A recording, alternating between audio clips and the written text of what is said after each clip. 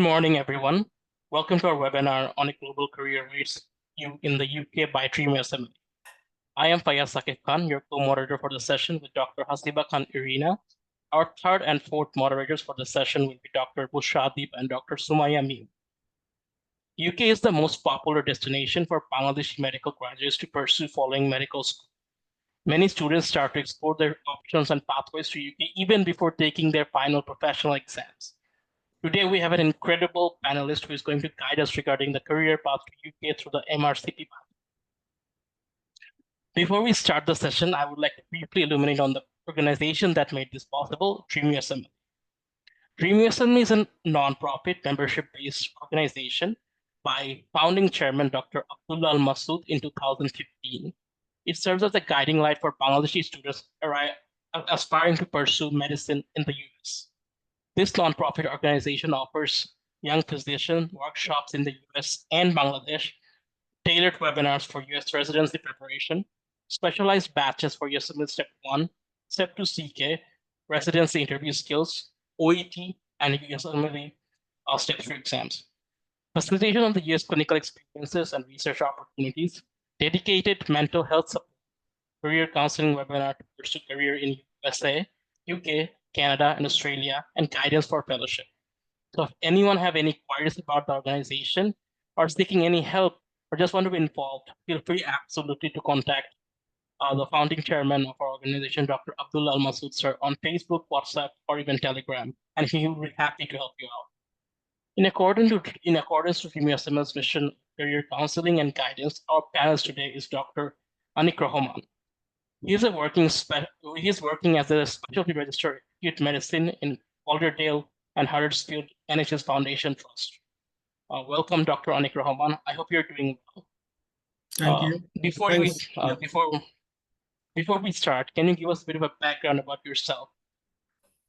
Yes, thank you. Thanks, Fayaz, for wonderful presentations. I'm Dr. Anik Rahman.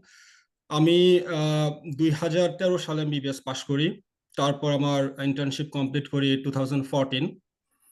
এরপর as usual বাংলাদেশে যেটা হয় যে আমরা এফসিপিএস এর জন্য প্রিপারেশন নেওয়া শুরু করি। সো আমি এফসিপিএস পার্ট 1 পাশ করি 2015-এ, তারপর আমার ট্রেনিং স্টার্ট করি। এরপর আমি ডিসাইড করি যে আসলে আমি কি করব। That was one of the toughest time. Which route should I prefer? UK, USA, Australia. So আমি এখন মনে করি যে আমি অলমোস্ট 6 মান্থ এটা নিয়ে রিসার্চ করি যে কোনটাতে আমার ফোকাস করা উচিত, USMLE, MRCP, AMC, what. After all এরপর আমি ডিসাইড করি, আমার মনে আছে যে আমি এফসিবিএস পার্ট 1 পাস করলাম 2015-এর জুলাইতে। এরপর রেসিডেন্সি হলো নভেম্বরে হয় অ্যাজ ইউজুয়াল। তো তখন আমি ডিসাইড করলাম যে কি করা যায় এরপর, বিকজ তখন আমার প্রিপারেশন ভালো, ব্যাক টু ব্যাক পরীক্ষাগুলোতে পাস করতেছি। তো আমি অলমোস্ট 6 মান্থ পর ডিসাইড করলাম যে MRCP is the preferred route for me. তারপর MRCP প্রিপারেশন স্টার্ট করলাম। আমি MDMS এক্সামকে বাইপাস করলাম বিকজ তখন আমি ফোকাসড হয়ে গেলাম যে আমার কি করা উচিত। এরপর MRCP প্রিপারেশন শুরু করলাম। MRCP as usual part 1, part 2, PACES. In between আমার FCPS এর ট্রেনিংও কমপ্লিট হয়ে গেল। তারপর জব অ্যাপ্লিকেশন করলাম, চলে আসলাম। সো এই তো। অনেকেই ডিসাইড করতে একটু দ্বিধাবোধ করে যে MRCP ফলো করবে নাকি ল্যাব বা UKMLE পাথওয়েটা পারসু করবে। এক্ষেত্রে আপনার রিকমেন্ডেশন? এক্স্যাক্টলি। সো ইউকেতে আসার, স্পেশালি ইউকেতে আসার কয়েকটা রুট আছে। একটা হলো প্ল্যাব, একটা হলো MRCP, আর আরেকটা রুট হচ্ছে MTI। তো MTI রুটটা এতটা পপুলার না বাংলাদেশে, হয়তোবা একজন দুইজন আসছে বাংলাদেশ থেকে, I am not pretty sure. কিন্তু ইন্ডিয়ান, পাকিস্তানি এবং মিডল ইস্টে অনেকেই দেখি MTI রুটটাতে আসে। তো এখন প্ল্যাব and MRCP, it depends on individual choice, to be very honest. PLAB is a registration exam. On the other hand, MRCP, obviously, it accepted postgrad exam, so it definitely takes a lot of time, stress, efforts. It has got 3 parts. It's not that easy, time consuming. So সবকিছু মিলায়ে MRCP is a lengthy journey. So depends on individual choice. So আমাকে যদি জিজ্ঞেস করা হয় এখন which one is the most preferred one, আমি অবশ্যই বলবো যে MRCP is way better than PLAB, because আমরা যদি MRCP করি, যদিও আমাদের অনেক সময় লাগবে, but at the same time এটা দেশের বাইরে এর অ্যাকসেপ্টেন্স অনেক বেশি। আমাদের একটা পোস্ট গ্র্যাড কোয়ালিফিকেশন হয়ে গেল, আমাদের কমপ্লিট ট্রেনিং হয়ে গেল, আমরা অনেক বেশি ম্যাচিউরড হলাম। সো পাস করার পরে আমাদের জব নিয়ে কোনো প্রবলেম হবে না, in terms of UK, in terms of Bangladesh, in terms of other country. So আমরা যদি সবকিছু মিলাই দেখি, MRCP is way better than PLAB, but কারো যদি অনেক বেশি তাড়াহুড়া থাকে যে আমাকে 1 বছর 1.5 বছরের মধ্যে কিছু একটা করেই ফেলতে হবে, আদারওয়াইজ আমি ওয়েট করতে পারবো না, আমার সময় অনেক short, then we should go for PLAB. But I don't think so it's ideal choice, because ইউকেতে এখন জব অপরচুনিটি যেমন, এটা কিছুটা ন্যারো, কিছুটা কনজেস্টেড হয়ে আসছে for PLAB holders, because both UK, other countries, even USA তে physician associate, advance clinical practitioner, এদের ইনফ্লাক্স অনেক বেশি। তো বেসিক্যালি এরা PLAB হোল্ডারদের জবগুলা খেয়ে দিচ্ছে, আমি যদি সহজ বাংলা ভাষায় বলি। ওয়ারাস আমরা যদি MRCP করি, তাহলে আমরা স্টার্ট করতে পারবো ফ্রম রেজিস্ট্রার পোস্টটা মিডল গ্রেড পোস্ট বলা হয়, এবং এটা সিনিয়র পোস্ট। সো এটার জন্য দরকার ট্রেনিং এক্সপোজার, কিছুটা স্কিল, এবং in terms of all other aspects of medical training like audit, teaching, publication, this and that. So এটার জবগুলা ফিজিশিয়ান অ্যাসোসিয়েট বা অ্যাডভান্স ক্লিনিক্যাল প্র্যাকটিশনার যারা আছে তারা কখনো নিতে পারবে না। সো MRCP করাটা অনেক বেশি সিকিউরড, আমি বলবো এখন থেকে, specially after Covid. Before Covid it was okay, before Covid even there was plenty of job opportunities for PLAB holders, but after COVID, এখন even then আমি যদি ইউএস এর কথা বলি, আফটার কোভিড ইউএসএ তে রেসিডেন্সি যেমন ছিল before Covid, way more difficult. So because Covid আমাদেরকে দেখাই দিছে যে আমাদের অনেক বেশি হেলথ স্টাফ দরকার, অনেক বেশি ডক্টরস দরকার, অনেক বেশি নার্সেস দরকার, এই জন্য ইনফ্লাক্স অনেক বেশি। সো এই জন্য ফিজিশিয়ান অ্যাসোসিয়েট এবং এসিপি যারা আছে, অ্যাডভান্স ক্লিনিক্যাল প্র্যাকটিশনার, ইনফ্লাক্স অনেক বেশি হয়ে গেছে। সো তারা PLAB হোল্ডারদের জবগুলা নিয়ে নিচ্ছে। So it's bit worried, I should say, for the PLAB holders. But এখন যারা PLAB এর চিন্তা ভাবনা করতেছে দেশে ব্যাক হোম, আমি অবশ্যই তাদেরকে বলবো যে we shouldn't go for that, rather than আমাদের বাংলাদেশে FCPS MD প্রিপারেশন নেওয়া উচিত, ওইখানে ট্রেনিং স্টার্ট করা উচিত, at the same time MRCP preparation নেওয়া উচিত। তাতে করে হলো কি যে আমাদের ট্রেনিংটা হয়ে গেল, আমরা অনেক বেশি ম্যাচিউর হলাম, সাথে আমাদের MRCP হয়ে গেলে তো আমরা তখন যদি চাই চলে আসতে পারবো। বিকজ এনি এক্সাম কিন্তু আমরা বাসায় পড়ে পাস করে ফেলতে পারি। আমাদের যারা ইন্ডিয়ান, পাকিস্তানি, বাংলাদেশি স্টুডেন্টস আছে, আমি যেটা দেখলাম এখানে, অলমোস্ট সেম, কোনো ডিফারেন্স নাই। সো বাসায় পড়ে অনেক পরিশ্রম করে যে কোনো এক্সাম পাস করা একদমই ডিফিকাল্ট কিছু না। সো বাট মেডিকেল, স্পেশালি ডাক্তারদের জন্য বাসায় পড়ে লেখাপড়া করা আর সাথে ট্রেনিং এর এক্সপোজার থাকা ইটস টোটালি ডিফারেন্ট। আমরা বাসায় পড়ে পাস করব, সাথে যদি ট্রেনিং এর এক্সপোজার না থাকে, স্পেশালি গুড ট্রেনিং এর এক্সপোজার না থাকে, সেটা জানবো না যে আমরা যেটা পড়লাম সেটা অ্যাপ্লাই করতে হয় কিভাবে, চিন্তা করতে হয় কিভাবে, কিভাবে ডিফারেন্সিয়াল গুলা বের করতে হয়, কিভাবে স্কিল বাড়াইতে হয়, এই জিনিসগুলো আমরা জানবো না। সো লেখাপড়ার সাথে সাথে খুবই দরকার ট্রেনিং, গুড ট্রেনিং। তো যদি আমরা প্রিপারেশন নিলাম, এক্সাম দিলাম, সাথে আমরা ট্রেনিং করলাম, তাতে করে হবে কি, এতে ম্যাচুরিটিটা অনেক বেশি বাড়ে, ফলে জব পেতে অনেক সুবিধা হয়। এখনকার ইন্টারভিউগুলো যেমন, আমরা বাংলাদেশে আমাদের যে মেডিকেল এডুকেশন সিস্টেম, ধরো প্রফেশনাল পরীক্ষা বা যে কোনো পরীক্ষায় যে কোয়েশ্চেনগুলো করা হয়, এটা খুবই বুকিশ কোয়েশ্চেন, কিন্তু আমরা যখন জব ইন্টারভিউ দিব, স্পেশালি দেশের বাইরে, তখন কোয়েশ্চেনগুলো হবে কিন্তু অনেক scenario based question, practical question. আমরা বেড সাইডে কি করব ওই পেশেন্টকে নিয়ে, এটা যদি আমাদের লেখাপড়ার সাথে সাথে গুড ট্রেনিং এর এক্সপোজার না থাকে, তাহলে এটা খুব সুন্দর হবে আনসার করা ওয়ে মোর ডিফিকাল্ট। আমার মনে আছে আমি যখন আমার হসপিটালে জয়েন করি, তো আমার ইন্ডিয়ান একটা ছেলের সাথে কথা হচ্ছিল, তো ও বলতেছিল যে ওর এই জবটা পেতে 180 হসপিটালে অ্যাপ্লাই করতে হয়েছে। After that he got selected for this post. Whereas আমার ক্ষেত্রে আমি বলবো যে I got so lucky, I was so lucky যে আমি একটা জবে অ্যাপ্লাই করেছিলাম আমার এই হসপিটালে, ওটাতেই আমার জব হয়ে যায়। এটার কারণ হচ্ছে এটাই যে আমার তো অনেক বেশি ট্রেনিং এক্সপোজার ছিল বাংলাদেশে, বোথ প্রাইভেট সেক্টর আর এফসিপিএস এর ট্রেনিং, যার করে ইন্টারভিউটা অনেক বেশি ভালো হয়েছিল।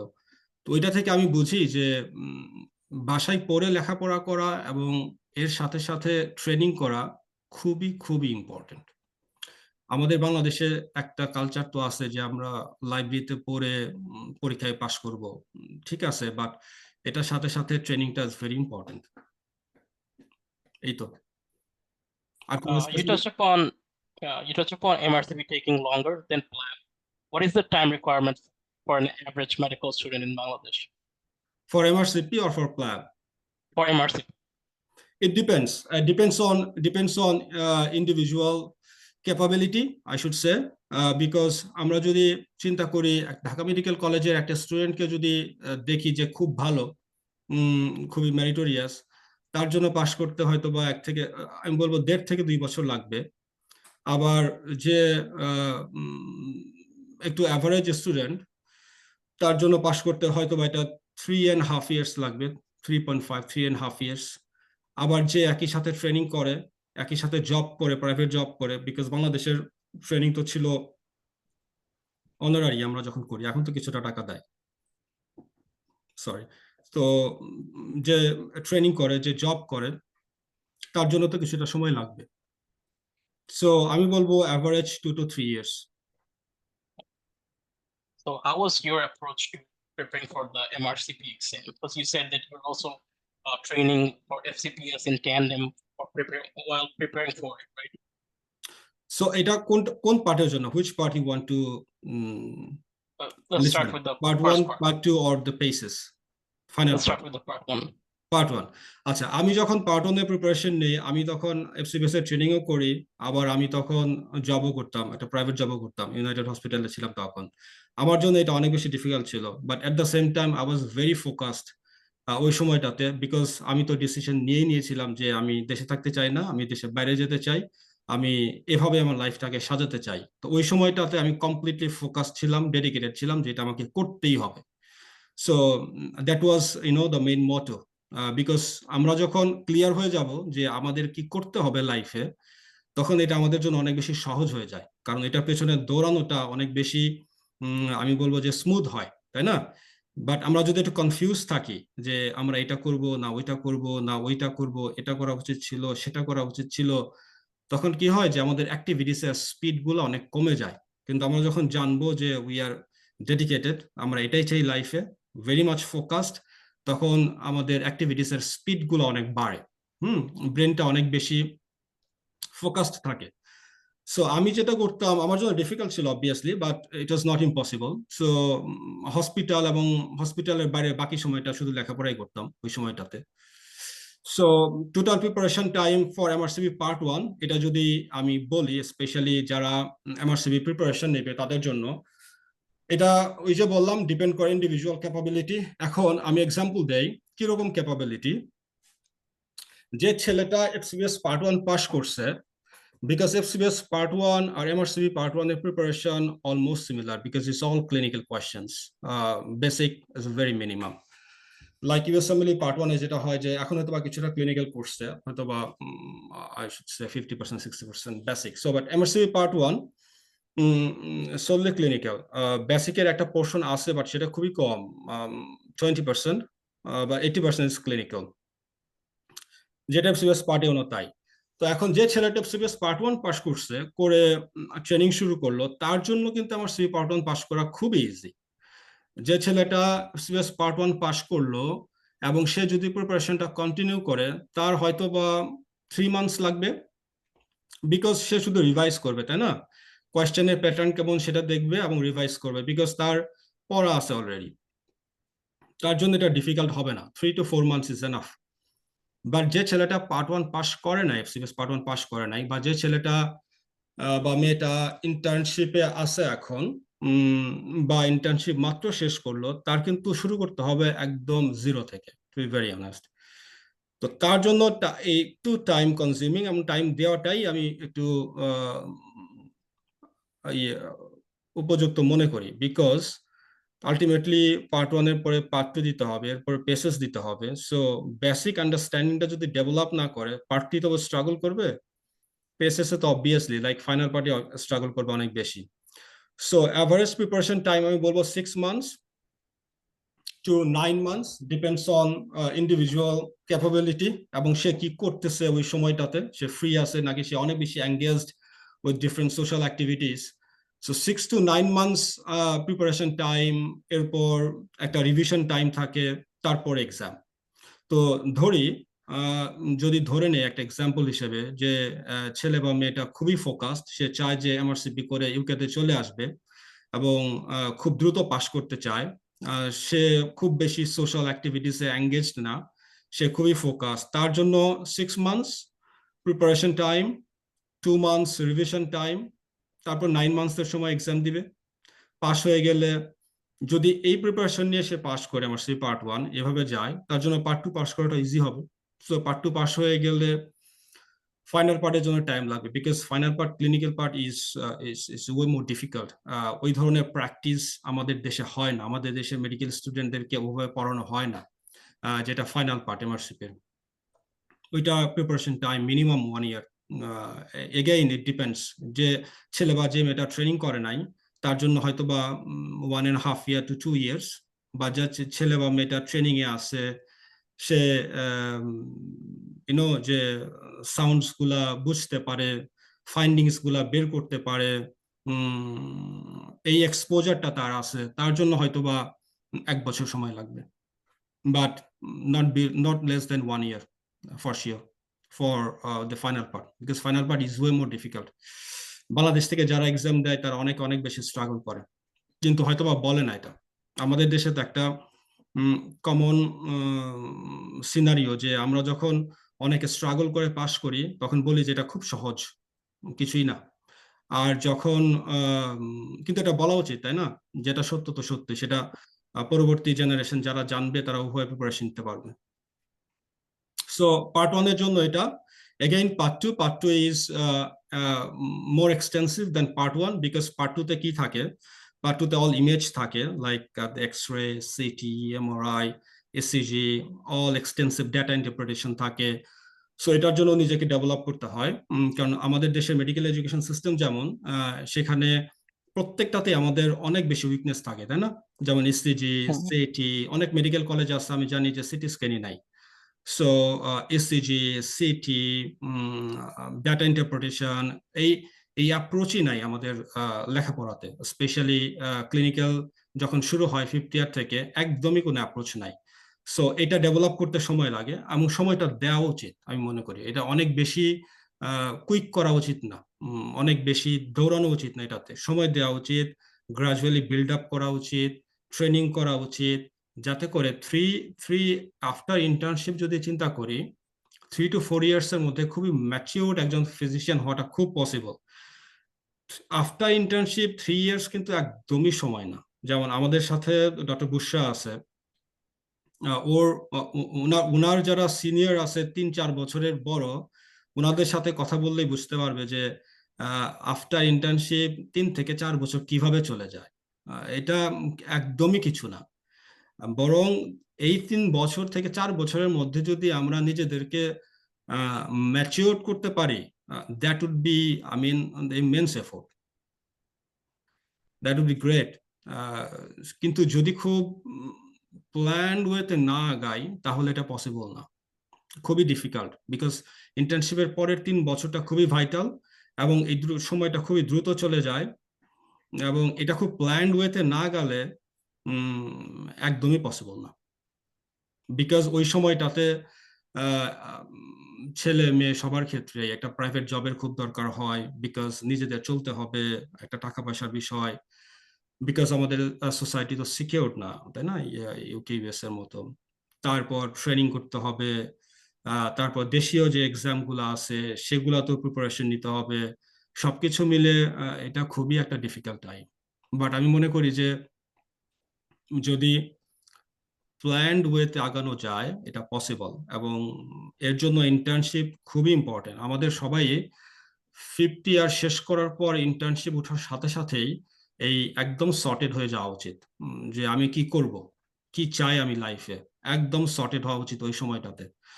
তার জন্য এটা খুব পসিবল। কিন্তু যে সর্টেড না, মনে করলো যে অনেক কষ্ট করলাম ফার্স্ট ইয়ার থেকে 5th ইয়ার, এবার একটু ইন্টার্নশিপ, একটু আরাম করে নেই, একটু ঘোরাঘুরি করি, একটু ইন্টার্নশিপটা শেষ করি, তারপরে আমরা দেখবো নি কি হয় লাইফে, এত কি। এটা ডিফিকাল্ট, কারণ ইন্টার্নশিপে 1 বছর তো ম্যাজিক ইয়ার চলে যায়, এরপর থেকে এই ক্লিনিক করো, এই হসপিটালে ইন্টারভিউ দাও, এটা করো সেটা করো, এভাবে আরো 1টা বছর চলে যায়। তখন তারা দেখে যে 2 বছর চলে গেল, কি হবে এখন লাইফে। তো এভাবে এভাবে এই সময়গুলো চলে যায়। তো এই আর পেসেস এর জন্য ফাইনাল পার্টের জন্য বললাম যে 1 ইয়ার, কিন্তু সবারই উচিত যারা এমআরসিপি প্রিপারেশন নেবে, even not for MRCP, for any exam, তাদের ইন্টার্নশিপের পরপরই ট্রেনিংটা স্টার্ট করা উচিত। যা কিছুই আমরা লেখাপড়া করব ট্রেনিং এর সাথে সাথে, যা যে যে এক্সামই আমরা দিব ট্রেনিং এর সাথে সাথে, ট্রেনিংটাকে বন্ধ করে যেন না দেই। প্রতিদিন পেশেন্ট দেখার একটা হ্যাবিট থাকতে হবে, এভরি ডেজ। আর আরেকটা জিনিস খুবই ইম্পর্টেন্ট, আমি সবার যেহেতু সিনিয়র, ওইভাবে এই জন্যই বলি যে বাংলাদেশে একটা কালচার হচ্ছে গিয়ে আমরা বলতে পারি না যে এটা আমি পারি না, এটা শিখতে হবে বলা, যে আমি পারি না, এটা আমি জানি না। কিন্তু এর পরের কোয়েশ্চেনটা কি, পরের কোয়েশ্চেন হচ্ছে এটা আমি পারি না, আমাকে পারতে হবে, এটা জানি না, এটা আমাকে জানতে হবে। তো এই 2টা লাইন খুবই ইম্পর্টেন্ট। আমরা যদি ইগো নিয়ে থাকি যে পারি না, একটু লজ্জা পাবো, শরম পাবো, একটু পেছনে চলে যাই, সামনের কাতারে না আগাই পারি না বলে, তাহলে ওই পেছনের কাতারেই থেকে যাব। পারি না এটা বলা শিখতে হবে, এরপরে কোয়েশ্চেন হবে কি, আমাকে পারতে হবে, তখনই আমরা সামনের দিকে আগাবো। অনেকগুলো আসপেক্ট আছে, যদি আমি জানি না আমি বেশি সময় নিয়ে নিচ্ছি কিনা, যদি কারো না কোয়েশ্চেন না থাকে না আমাকে কোয়েশ্চেন করতে পারেন আপনারা। অনেকগুলো আসপেক্ট আছে, এটা তো কেবল এক্সামের কথা বললাম, like part 1, part 2, final part, PACES, তারপর আমি একটা ডিগ্রি কমপ্লিট করলাম, দেন হোয়াট নেক্সট, এটা ইম্পর্টেন্ট। তো যখন আমি একটা পোস্ট নমিনাল কোয়ালিফিকেশনটা অর্জন করি, তখন কিন্তু ওইটা একটা রেসপন্সিবিলিটি, তাই না? যে ইউএসএমএলই পাস করবে, সিএফএমজি সার্টিফাইড হবে, তার রেসপন্সিবিলিটি ওইটা স্ট্যান্ডার্ডকে ক্যারি করা। যে এমআরসিপি পাস করবে, তার তার রেসপন্সিবিলিটি আরসিপি কে ক্যারি করা। এটা খুব ইম্পর্টেন্ট। তো এখন আমি এমআরসিপি পাস করলাম, আমি ইউএসএমএলই কমপ্লিট করলাম, কিন্তু আমার ভান্ডারে আর কিছুই নাই, এটা কিন্তু এটা কিন্তু হবে না। মানে এটা হইলে ঝামেলা, এটা হইলে কি ঝামেলা, আমার পরবর্তী লাইফে আগাতে অনেক বেশি সমস্যা হবে। এই জিনিসগুলো ল্যাকিং আমাদের এডুকেশন সিস্টেমে, like teaching, very important. Regular teaching করা, এবং টিচিং অ্যারেঞ্জ করা, টিচিং কোঅর্ডিনেট করা, তারপরে audit QIP, very important. Audit QIP system আমাদের দেশে এখনো চালু হয় নাই, আমি জানি না যে কেন চালু হয় নাই, হওয়া উচিত। অডিট কিউআইপি, তারপর হচ্ছে পাবলিকেশন, স্পেশালি আমাদের যে লেভেল, এই লেভেলটাতে, সরি, যখন আমরা প্রিপারেশন নিব যে কোনো এক্সামের, publication is one of the কি কম্পোনেন্ট অফ পোর্টফোলিও। এটা ছাড়া এই পোর্টফোলিওকে গুরুত্বই দেওয়া হয় না। তো পাবলিকেশনের মধ্যে কোনটা ইম্পর্টেন্ট? Case report. আমাদের কাছে যখন ছেলেমেয়েরা প্রিপারেশন নিবে, ওই সময়টাতে meta analysis, cross sectional study, this and that, এত কিছু আশা করা হয় না, কারণ এটা খুবই জুনিয়র লেভেল, তাই না? এটার জন্য পরবর্তীতে অনেক সময় আছে সামনে আগানোর। বাট কোনটা এক্সপেক্ট করা হয় যে কোনো কেস রিপোর্ট করা হয়েছে কিনা, সেটা ইম্পর্টেন্ট। তারপর হচ্ছে পোস্টার। পোস্টার পোস্টার কিন্তু আমাদের দেশে এটা করা কোনো বিষয়ই না, মানে যদি কেউ চায়, কিন্তু বিষয়টা হলো কি যে আমাকে জানতে হবে যে পোস্টারটা কিভাবে করতে হয়। আমাদের তো অনেক কনফারেন্স হয়, society of internal medicine, respiratory medicine, endocrine, সব স্পেশালিটিরই অনেক অনেক অনেক কনফারেন্স। সবগুলো কনফারেন্সে কিন্তু ন্যাশনাল কনফারেন্স, যে কোনো ন্যাশনাল কনফারেন্সে কোনো প্রেজেন্টেশনকে খুব বেশি গুরুত্ব দেওয়া হয় সব দেশেই। আমি আমার সিপি কমপ্লিট করলাম, করে আমি যখন জব অ্যাপ্লিকেশন করব, জব অ্যাপ্লিকেশন করার সময় যদি আমি দেখাইতে পারি যে এরকম একটা ন্যাশনাল কনফারেন্সে আমি ওরাল প্রেজেন্টেশন দিলাম অথবা পোস্টার প্রেজেন্টেশন করলাম, ওইটার ভ্যালু অনেক বেশি, তখন ওই সিভি অটো শর্টলিস্টেড হবে। যেমন একটা এক্সাম্পল দেই, কিছুদিন আগে আমার হসপিটালে 2টা ভ্যাকেন্সি ছিল সিনিয়র হাউস অফিসার পোস্টে। Senior house officer post almost equivalent to PGY1 PGY2। তো তো আমার যে ক্লিনিক্যাল ডিরেক্টর, ও আমাকে এসে বললো যে জানো কত সিভি ড্রপ হয়েছে ওয়ার্ল্ড ওয়াইড? আমি বললাম কত? বলে যে 1800 সিভি পড়ছে 2টা পোস্টের জন্য, এবং এই 1800 সিভি থেকে শর্টলিস্টেড হবে এবং সেখান থেকে ইন্টারভিউ হবে। তো এটা খুবই কম্পিটিটিভ এখন। তাহলে আমাদেরকে যত্ন নিতে হবে আমাদের পোর্টফোলিওর বিষয়ে, এটাও আমাদের জানতে হবে পোর্টফোলিও জিনিসটা কি, সিভি জিনিসটা কি, কিভাবে সেটাকে ডেভেলপ করতে হয় দিনকে দিন। সেটা একবারে কোনোদিন হবে না। হয় কি আমাদের দেশে আমরা সব এফোর্ট দেই এই যে পরীক্ষায় পাশের বিষয়, আমাদের পার্ট 1 পাস করতে হবে, আমাদের পার্ট 2 পাস করতে হবে, আমাদের ফাইনাল পার্ট পাস করতে হবে, ডিগ্রি কমপ্লিট করতে হবে, সবই করতে হবে। অ্যাট দ্য সেম টাইম এটাকে নিয়ে যে আমি সামনে আগাবো, বিকজ আমি যখন ডিগ্রিটা কমপ্লিট করব তখন দুনিয়াতে শুধু আমি একা না, আমার সাথে অনেক আছে এরকম ডিগ্রি কমপ্লিট করছে। তা আমাকে কেন গুরুত্ব দিবে? হোয়াই? আমি সবার মধ্যে একটু আলাদা যে হব, তবেই তো আমার সিভিটাকে শর্টলিস্টেড করবে। তো সবার মধ্যে যে আমি যে আলাদা হব, তো আমার আলাদা হওয়ার ক্রাইটেরিয়া গুলা কি কি? So these are the criteria. আমাদের টিচিং থাকতে হবে, আমাদের অডিট অর কিউআইপি থাকতে হবে, আমাদের পাবলিকেশন থাকতে হবে, আমাদের পোস্টার থাকতে হবে, ওরাল প্রেজেন্টেশন থাকতে হবে যদি থাকে, তারপরে হচ্ছে তো এই সমস্ত বিষয়গুলো খুবই ইম্পর্টেন্ট। তো যেটা বলতেছিলাম পোস্টারের কথা, তো পোস্টার করাটা, তো এখন আমাদের জানতে হবে যে তাহলে পোস্টার কিভাবে করে। তো এখন আমাদের মেডিকেল কলেজগুলোতে তো শেখানো হয় না, ইন্টার্নশিপও শেখানো হয় না, এটা খুবই আনফর্চুনেট। তো আমরা জানি না। তাহলে এখন যদি আমরা করতে চাই যে আমি একটা ন্যাশনাল কনফারেন্সে আমি পোস্টার করব, তাহলে আমি আমার ডিপার্টমেন্টের হেডের কাছে যাব। এই সাহসটা কিন্তু করতে হবে। একবার যখন সাহস করব আর একবার যখন সাহসটা করে ফেলতে পারবো, মানে ভয়টা কেটে যাবে, তখন কিন্তু এই জিনিসটা বারবার করা খুব সহজ। এটাতেই আমাদের প্রবলেম। তো আমরা ওই ভয়টা কাটাইতে চাই না, মুখ ফুটে বলতে চাই না। মুখ ফুটে বললে মনে করি যে কি না কি মনে করবে, কি না কি বলবে, পেছনে চলে যায়। তো ডিপার্টমেন্টের হেডকে যদি বলি, কোনো প্রফেসরকে যে স্যার আমি এই কনফারেন্সে একটা পোস্টার করতে চাই, আপনার কাছে কোনো ভালো কেস আছে কিনা, আমি ড্যাম শিওর কেউই না করবে না। তো যখন একটা কেস দেওয়া হবে, এর পরবর্তী ধাপটা হচ্ছে তাহলে পোস্টার কিভাবে করতে হয়। এগেইন তো আমি এটা স্বীকার করে নিব, আমি অ্যাডমিট করব যে আমি এটা করতে পারি না। এর পরবর্তীতে আমি বলবো যে এটা আমি করা শিখবো। তো এখন কিভাবে শিখবো করা? তো আশেপাশে যদি কেউ পোস্টার করে থাকে আগে, ভেরি গুড, সে বলে দিতে পারবে যে এভাবে পোস্টার করতে হয়। আর যদি না করে থাকে, আমি প্রথম পোস্টার করা শিখছি হচ্ছে ইউটিউব থেকে, ইউটিউবের ভিডিও থেকে। ইউটিউবের ভিডিও থেকে শিখছি যে কিভাবে পোস্টারটাকে বানাইতে হয়। তারপর আমি এই দেশে এসে ব্রিটিশ জেরিয়াট্রিক সোসাইটিতে পোস্টার করলাম, রয়্যাল কলেজ অফ ফিজিশিয়ান এডিনবরাতে করলাম। কিন্তু আমার ফার্স্ট এক্সপোজার ছিল কিন্তু ইউটিউব থেকে শেখা। তো সেটাই বললাম যে যদি আমরা শিখতে চাই, পসিবল। তো এই জিনিসগুলা ডেভেলপ করলে ভালো। তো এই জিনিসগুলো থাকতে হবে আমাদের সিভিতে।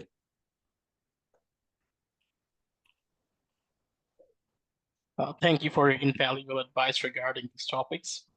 Having worked both in Bangladeshi setting and now working in the UK, sorry, how would you having worked in both Bangladeshi setting and trained in Bangladesh setting and now working in the UK, how would you contrast the work-life balance between the countries? Okay, so work life balance in UK is very good. এখানে আমার যে কাজ করতে হয় সেটা 42 hour weekly. So এটা খুব বেশি কঠিন কিছু না। তো আমি বাংলাদেশে যখন ছিলাম অলমোস্ট আমি কিন্তু দেরি করে আসছি। ধরো আমি 2013-তে পাশ করলাম, 2014-তে ইন্টার্নশিপ কমপ্লিট করলাম, তারপর আমি ইউকেতে আসলাম হচ্ছে 2 ইয়ার্স আগে। আমার অলমোস্ট এখানে 2 ইয়ার্স হলো। তো মাঝে একটা অনেক বড় সময় আমি বাংলাদেশে কাজ করি। আমি বাংলাদেশের হসপিটাল গুলা বলতে থাকলাম, লিস্ট করে বলতে পারবো যে আমি কোন কোন হসপিটালে কাজ করছি, কোন কোন হসপিটালে কাজ করি নাই। অলমোস্ট এভরি হসপিটালেই আমার ফুট স্টেপস আছে। তো ইউকের লাইফস্টাইল এবং work life balance is very good. So এখানে 42 আওয়ার উইকলি করতে হয়।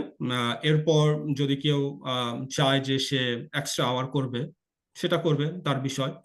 মানডে টু ফ্রাইডে ইউকেতে 9 to 5, Saturday Sunday usually of থাকে, বাট ডিপেন্ডস অন কল।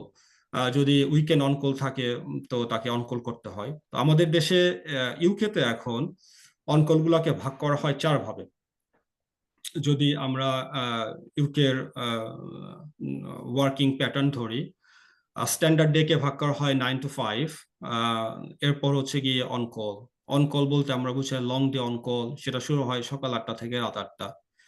তারপর হচ্ছে night on call. Night on call শুরু হয় রাত 8টা থেকে পরের দিন সকাল 8:30। এরপর হচ্ছে twilight on call. Twilight on কলকে বলা হয়, স্পেশালি যদি এটা উইকডেজ হয়, মানডে টু থার্সডে, এটা শুরু হয় বিকাল 4টা থেকে রাত 2টা। আর উইকেন্ডে হচ্ছে 12টা থেকে 12টা। এই হচ্ছে কি অনকল প্যাটার্ন আর স্ট্যান্ডার্ড ডেজ। এর বাইরে থাকে যে কেউ যদি এক্সট্রা আওয়ার করতে চায় তো সেটা করবে। তো খুবই ডিফিকাল্ট কিছু না, টু বি ভেরি অনেস্ট। আর বাংলাদেশে তো এটা ডিপেন্ড করে, তাই না, বাংলাদেশে কি ভাবে কাজ করতে চায়। তো বাংলাদেশের লাইফটাও তো অনেক হেক্টিক। যারা অনেক বিজি থাকে অনেক বেশি বিজি। যেমন কেউ যদি ট্রেনিং করে, সে ট্রেনিং করবে, at the same time private হসপিটালে জব করতে হবে, বিকজ নিজের তো পেট বাঁচাতে হবে। তারপর হচ্ছে গিয়ে ফ্রাইডে হলে কেউ অনেকে ঢাকার বাইরে চলে যায়, তো সেটাও আছে। একই সাথে লেখাপড়া করতে হবে। ডিফিকাল্ট। আমি বলবো বাংলাদেশের life is way more difficult than life in UK. কিন্তু So যদি কারো, sorry, you can ask question. yeah, you can continue. Well, যদি কিন্তু যদি কারো বাংলাদেশে গুড এক্সপোজার থাকে, গুড এক্সপোজার বলতে বোঝাচ্ছি যে ট্রেনিংটা ভালো করে করে, ভালো প্রাইভেট হসপিটালে কাজ করে, একটা লম্বা সময় তার এক্সপিরিয়েন্স থাকে, তার জন্য ইউকে দেশে কাজ করাটা ডেফিনেটলি শুরুর দিকে তো অনেক বেশি চ্যালেঞ্জিং, বাট ইম্পসিবল না, ইটস ভেরি পসিবল। So আমাদের দেশে অনেকের Yeah. ইচ্ছা থাকে স্পেসিফিক স্পেশালিটিতে যাওয়ার। হুম। সেই ক্ষেত্রে কি এমআরসিপি পার্সু করাটা উচিত হবে কিনা, না বাট লাইক স্পেশাল পাথওয়ে গুলা এক্সপ্লোর করাটা ইজি কিনা ওকে। ইউকেতে যাওয়ার পরে? Okay, so the difference between UK and USA is USA তে সব জবই ট্রেনিং জব, কোনো নন ট্রেনিং জব নাই। লাইক কাউকে ইউএসএমএল করতে হবে, তার সিভি বিল্ড আপ করতে হবে, রেসিডেন্সিতে অ্যাপ্লাই করতে হবে, ম্যাচ হবে, সে ট্রেনিং স্টার্ট করবে, একদম ক্লিন কাট। বাট ইউকেতে তারা দুইটা অপশন নিয়ে রেখেছে, both training job and non training job. So higher specialty ট্রেনিংটা শুরু হয় ST4 থেকে। ওকে, তার আগে আমি একটু সহজ করে বলে নেই যে ইউকে ট্রেনিং সিস্টেম হচ্ছে সারা দুনিয়ার সব থেকে লেন্থি ট্রেনিং সিস্টেম। ইউএসএ তে যেটা হয় 3 বছর রেসিডেন্সি, 2 বছর ফেলোশিপ, শেষ। ইউকেতে শুরু হয় MBBS এর পরে, এখানে অবশ্য MBCHB বলে, এটার পরে 2 বছর ফাউন্ডেশন ইয়ার 1, ফাউন্ডেশন ইয়ার 2, যেটা আমাদের দেশে আমরা ইন্টার্নশিপ বলি। আমাদের দেশে আমরা ইন্টার্নশিপ 1 বছর করি, এদেশে ইন্টার্নশিপ 2 বছর করে। ওকে, এটাকে বলে ফাউন্ডেশন ইয়ার 1, FY1, FY2। এরপর শুরু হয় ইন্টারনাল মেডিসিন ট্রেনিং। কেউ যদি মেডিসিনে যাবে সে IMT ট্রেনিং, যেটাকে বলে ইন্টারনাল মেডিসিন ট্রেনিং। কেউ সার্জারিতে গেলে তার CST, this and that, so different pathways আছে, SESS, psychiatry, so what ever. তো আমি মেডিসিন এটা বলি যেটা আমি খুব ভালো জানি। তো 2 বছর ইন্টার্নশিপ করার পর এরপর তারা পরীক্ষা দিবে, তারা অ্যাপ্লাই করবে। লাইক ইউএসএমএল পাস করার পর যেমন রেসিডেন্সিতে অ্যাপ্লাই করতে হয়, এখানকার রেসিডেন্সি হচ্ছে IMT, internal medicine training.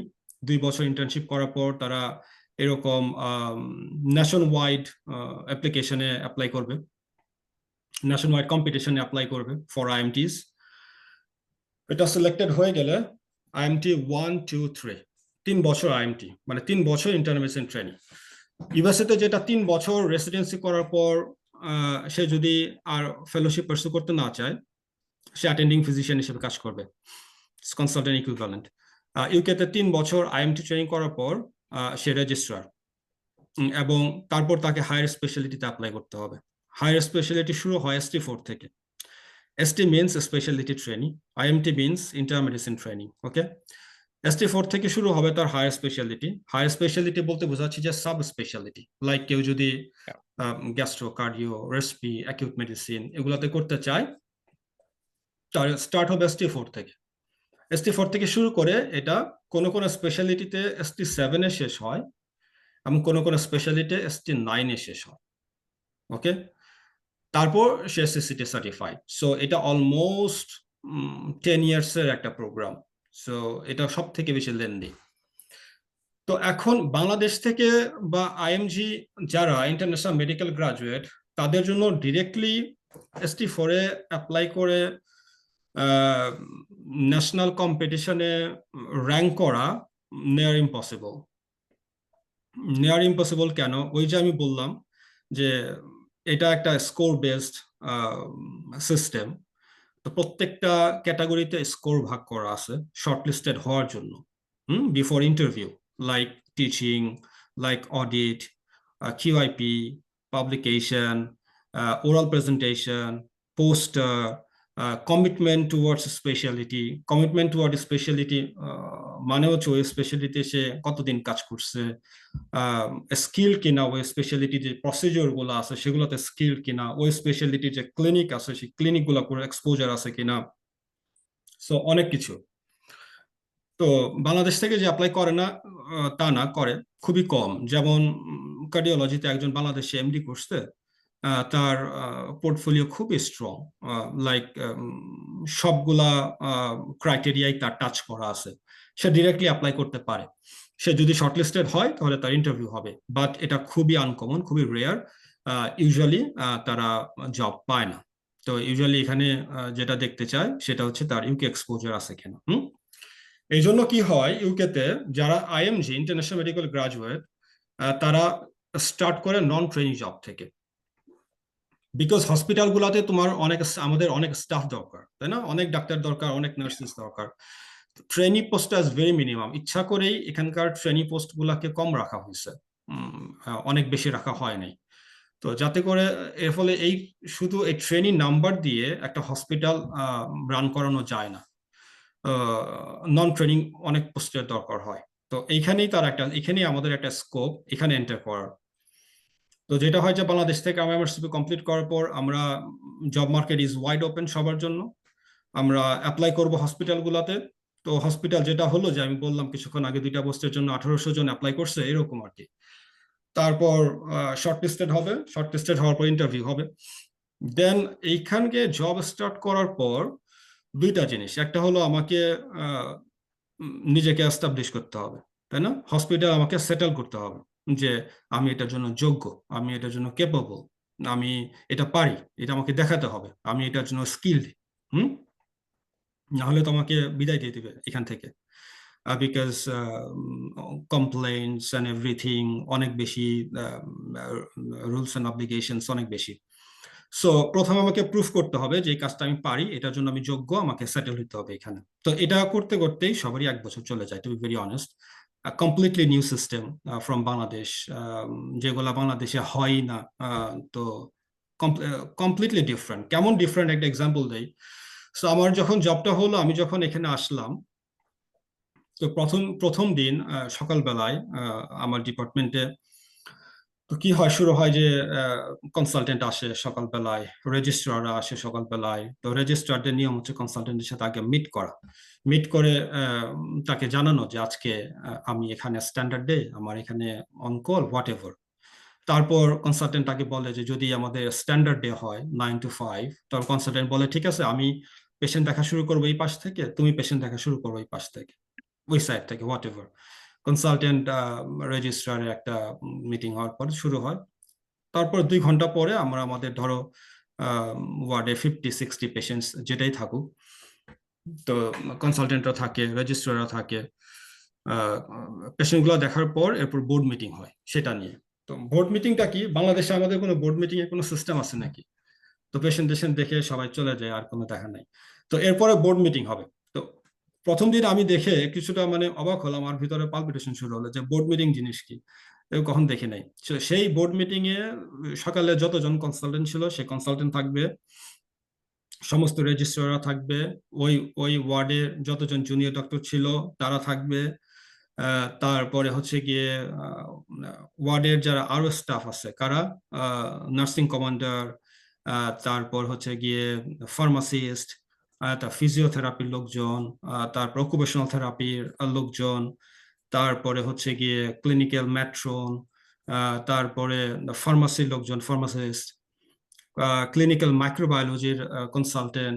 In total আমি দেখলাম যে অলমোস্ট 15-16 জনের একটা টিম, মিনিমাম লাইক 15-20। এই টিম সব একসাথে হয়েছে একটা প্লেসে, এখানে হবে বোর্ড মিটিং। তো বোর্ড মিটিংটা কি, যে পেশেন্ট দেখছে সে সেই পেশেন্ট গুলাকে প্রেজেন্ট করবে এবং বলবে যে এই পেশেন্টের আউটকাম কি, প্ল্যান কি। তো সেটা স্পিক আউট করতে হবে, তাই না? তো এটা তো আমাদের দেশের একদমই প্র্যাকটিস নাই। তো ওইখান থেকে তাইলে আমরা চিন্তা করি যে কতটুকু ডিফারেন্স ওই বাংলাদেশের এই জায়গা থেকে এসে হঠাৎ করে কেউ যখন এই জায়গাটাতে ইমপ্লান্টেড হবে এই সিস্টেমে, একবার যখন আমরা জব শুরু করে দিব, কেউ কিন্তু আমাদেরকে অ্যাজ এ সুপার নিউমারি হিসেবে নিবে না, লাইক, তাই না? এই স্কোপের কোনো সুযোগ নাই। হ্যাঁ, আমি নতুন, আমি পারি না, আমি পারবো না, আমাকে আরো একটু সময় দাও, সুযোগ দাও, আজকে না পরে, এখন না তখন, এটার কোনো সুযোগ নাই, তাই না? যখন থেকে আমরা শুরু করব, দ্যাট মিনস তারা আমাদেরকে ভেবে নেবে যে আমরা অনেক দিন থেকে এখানে, সো আমাদেরকে ওই ওই বিহেভিয়ারাল প্যাটার্ন, ওই বডি ল্যাঙ্গুয়েজ, তারপরে ওই রকম স্কিল, এটা শো করতে হবে, তবেই না আমাদেরকে পছন্দ করা শুরু করবে, তাই না? যেটা সবখানে একই রকম। তো এটাই আর কি। তো এটা ডিফিকাল্ট ছিল ডেফিনেটলি। কি বলতে গেলাম ভুলে গেলাম। Acha. So I have this question, like, are people more likely to get into ST from a non-training Yes, position right, or a exactly. training position? Right, sorry, thank you. Yeah, so specialty training, yes. So তখন আমরা কি করি, তো 1 বছরটা এভাবেই চলে যায়, এখানে সেটেলমেন্ট হওয়া, এটার সাথে মানিয়ে নেওয়া, এনভায়রনমেন্টের সাথে, সবকিছুর সাথে, বিকজ ট্রিটমেন্টের protocol is also is very different, তাই না? বাংলাদেশে জ্বর নিয়ে আসলেই কি হয়, আমরা সেফট্রাক্সন দিই, তো এটা এখানে আমরা দিতে পারবো না। কিন্তু এখানকার সবকিছু গাইডলাইন করা, গাইডলাইনের বাইরে আমি তো যদি অ্যান্টিবায়োটিক দিই, তাহলে মাইক্রোবায়োলজি কনসালটেন্ট সাথে সাথে ফোন দিবে যে এটা কেন দেওয়া হয়েছে। তো এটা একদমই ওয়েল কানেক্টেড। তো এবং কমপ্লেনও হয়ে যায় এই জন্য। তো ওইটা এবং এই সিস্টেমের সাথে, সবকিছুর সাথে অ্যাটাচ হতে সময় লেগে যায়। তো এরপর পরবর্তী ধাপটা যখন 3 থেকে আমি বলবো যে 3 মান্থস লাগে এটা সেটেল ডাউন হতে, সবকিছু মিলে। এরপর আস্তে আস্তে ব্রিদিংটা সহজ হয়, মানে তখন আমরা ভাবা শুরু করি যে আচ্ছা এবার আমি পারবো, বুঝলাম যে কোথায় কি আছে, ডানে কি আছে, বামে কি আছে, সামনে কি আছে, পেছনে কি আছে, এবার আমি নিজেকে নিয়ে খেলতে পারি, হ্যাঁ, নেভিগেট করতে পারি নিজেকে নিয়ে। আমি হসপিটালের সব কিছু আমি বুঝে গেছি, আমি এবার একটু কমফোর্টেবল ফিল করা স্টার্ট করছি। এর পরবর্তী ধাপটা কি হবে, যে পোর্টফোলিও বিল্ড আপ করা। পোর্টফোলিও বিল্ড আপ কি, আমি যে স্পেশালিটিতে যাব, সাপোজ আমি এখন ট্রাই করতেছি এখানে কার্ডিও ট্রেনিং এর জন্য, সো আমি এই ইয়ারে কার্ডিওতে আমি অ্যাপ্লাই করব। তো কার্ডিওলজির ট্রেনিং এখানে সব থেকে বেশি কম্পিটিটিভ, তো মোস্ট কম্পিটিটিভ এখানে কার্ডিওলজি ট্রেনিং। তো এটার জন্য তাহলে আমাকে, যেহেতু আমি ডিসাইড করছি, I have decided that I am going to apply for cardiology training, তাইলে আমার কি করতে হবে, আমার পোর্টফোলিওটাকে ওইভাবে সাজাইতে হবে যেন আমি যখন অ্যাপ্লাই করি মনে করা হয় যে আমি এটার জন্য যোগ্য, তাই না? তাই এই জন্য আমাকে এই প্রত্যেকটা সেক্টরে, 8টা সেক্টর আছে, 8টা সেক্টরে আমাকে হাইয়েস্ট স্কোর করতে হবে, লাইক আমাকে একটা কিউআইপি থাকতে হবে ডেফিনেটলি, এবং সেটা অবশ্যই কার্ডিওলজি রিলেটেড টপিকে। তারপর আমার টিচিং থাকতে হবে। টিচিং মানে শুধু একটা প্রেজেন্টেশন দেওয়া না, দুইটা প্রেজেন্টেশন দেওয়া। টিচিং মানে হচ্ছে কি আমি টিচিংটাকে আমি অর্গানাইজার হিসেবে কাজ করব, আমি এটাকে অর্গানাইজ করব, এবং এটা মিনিমাম 3 to 6 মান্থ চলতে হবে একটা অডিয়েন্সের ওপরে। এটা মেডিকেল স্টুডেন্ট হতে পারে, এটা আমার ডিপার্টমেন্টে হতে পারে, হ্যাঁ, এটা নার্সিং স্টুডেন্ট হতে পারে, হোয়াট এভার, এবং অবশ্যই এটার সুপারভাইজার থাকতে হবে। তো আমি কিউআইপি করতে হবে, দেন টিচিং অর্গানাইজার হিসেবে কাজ করতে হবে, যেখানে আমাকে রেগুলার টিচিং দিতে হবে, অ্যাট দ্য সেম টাইম আমাকে আরো লোকাল যারা টিচার তাদেরকে অর্গানাইজ করে ওই টিচিংটাকে অ্যারেঞ্জ করতে হবে for a definite period of time. তারপর হচ্ছে পাবলিকেশন অরিজিনাল রিসার্চ আর্টিকেল হতে পারে, এটাও কিন্তু মার্কিং করা। অরিজিনাল রিসার্চ আর্টিকেল হলে কত মার্ক, এটা পাবমেড পাবলিকেশন হলে কত মার্ক, সব মার্কিং করা। তো পাবলিকেশন থাকতে হবে। তারপর হচ্ছে পোস্টার থাকতে হবে ডেফিনেটলি, আমার ন্যাশনাল ইন্টারন্যাশনাল কনফারেন্সে পোস্টার করতে হবে। তারপর ওরাল প্রেজেন্টেশন থাকতে হবে, ন্যাশনাল ইন্টারন্যাশনাল কনফারেন্সে ওরাল প্রেজেন্টেশন থাকতে হবে। তারপর কমিটমেন্ট টুয়ার্ডস স্পেশালিটি থাকতে হবে। কমিটমেন্ট টুয়ার্ডস স্পেশালিটি কি, আমি একটা এক্সাম্পল দিই, যেহেতু আমি কার্ডিওলজিতে অ্যাপ্লাই করব। কার্ডিওলজিতে আমার কমিটমেন্ট কি, আমি কার্ডিওলজির প্রতি কমিটেড কিনা। এখন ইট ডাজন্ট মিন দ্যাট আমি মুখে বললাম আমি অনেক বেশি কমিটেড মানে আমি অনেক বই পড়ি, it's not going to reflect on my paper, isn't it? So আমাকে যেটা করতে হবে, আমি কার্ডিওলজি ক্লিনিকে কাজ করছি কিনা, আমি কার্ডিওলজি কিউআইপি করছি কিনা, কোয়ালিটি ইমপ্রুভমেন্ট প্রজেক্ট করছি কিনা কার্ডিওলজি টপিকের, আমি কার্ডিওলজি প্রসিডিওর গুলা করছি কিনা, লাইক একোর কোর্স করছি কিনা, সেটা করা আছে কিনা, আমি সেটা পোর্টফোলিও মেনটেন করতেছি কিনা। তারপর আমি কেস রিপোর্ট করছি কিনা, পাবলিকেশন আছে কিনা, লাইক কার্ডিওলজি রিলেটেড টপিকের পোস্টার করা আছে কিনা, কার্ডিওলজি রিলেটেড টপিকে ওরাল প্রেজেন্টেশন আছে কিনা। So these are the things. তারপর কি, তারপরে হচ্ছে গিয়ে আমার এবং কার্ডিওলজিতে ওয়ার্ডে আমি কাজ করছি কিনা। তো সেটা যদি কেউ চায় যে এদেশেও করতে পারে, এদেশে যদি এদেশে থেকে কেউ যদি অ্যাকিউট মেডিসিনে কাজ স্টার্ট করে একবার, তার জন্য কার্ডিওলজিতে রোটেশন মেনটেন করা ইজ ভেরি ডিফিকাল্ট। সাপোজ কিরকম আমি বলি, আমরা যারা ইন্টারন্যাশনাল মেডিকেল গ্রাজুয়েট, তারা যখন এদেশে একটা জব নিয়ে আসি, সেটা হলো গিয়ে নন ট্রেনি জব মানে হচ্ছে কি আমি ট্রাস্টের এমপ্লয়, হসপিটালের এমপ্লয়। ওয়ারেস যারা ট্রেনি তারা কিন্তু কোনো হসপিটালের এমপ্লয় হয় না, তারা হয় সরাসরি ডিনারির এমপ্লয়। তো ডিনারিটা হচ্ছে গিয়ে লাইক আমাদের রেজাল্ট পাবলিশ করে কে, এমবিবিএস এর ঢাকা ইউনিভার্সিটি, তাই না? এখন পসিবল এটা নিয়ে নিয়েছে হচ্ছে গিয়ে বিএসএমইউ। তাহলে বিএসএমইউ কন্ট্রোল করে বাকি মেডিকেল কলেজগুলোকে, তাই না? তাহলে বিএসএমইউ হবে হচ্ছে গিয়ে ডিনারি, আর বাকিগুলো হচ্ছে hospital, like Dhaka medical college, Salimullah medical college, whatever, যদি এভাবে সিস্টেমটা রান করে এখন। তো যেহেতু আমি ট্রাস্টের এমপ্লয়ি, তো আমি তো অ্যাকিউট মেডিসিনের জন্য এমপ্লয়েড, তো আমাকে তারা কার্ডিওলজিতে রোটেশন কেন দিবে? কেন কার্ডিওলজি ক্লিনিকে আমাকে রোটেশন দিবে? বিকজ ওই টাইমটাতে আমাকে অ্যাকিউট মেডিসিনে কাজে লাগাতে পারে। So it's very difficult. But হ্যাঁ, কেউ যদি তার কমিটেড থাকে, তার হয় না যে ক্লিনিক্যাল ডিরেক্টর বা ক্লিনিক্যাল লিড যারা থাকে তাদের বিশ্বাসটা স্থাপন করতে পারে যে না, ওই ছেলেটা ভালো কাজ করে, সে ভালো কাজ করে এখানে, কনফিডেন্ট। তো তখন হয় কি, সেটাও ম্যানেজ করা যায় না যে তা না। তো আমি যেমন স্টার্ট করছি রিসেন্টলি কার্ডিওলজি ক্লিনিক করার, সো সামহাউ আমি বলবো যে আই গট লাকি যে আমাকে সুযোগটা দেওয়া হয়েছে। তো তখন আমি বুঝলাম যে না, এটাও যে করা যায় ইম্পসিবল না। এরপর হচ্ছে গিয়ে আমাদের অ্যাপ্লিকেশনের টাইমে আমরা অ্যাপ্লিকেশন করব। অ্যাপ্লিকেশনটা যখন শর্টলিস্টেড হবে, এরপর ইন্টারভিউ, এগেইন ইন্টারভিউয়ে তো আলটিমেটলি জিততে হবে, তো হারলে তো আবার ব্যাক টু প্যাভিলিয়ন।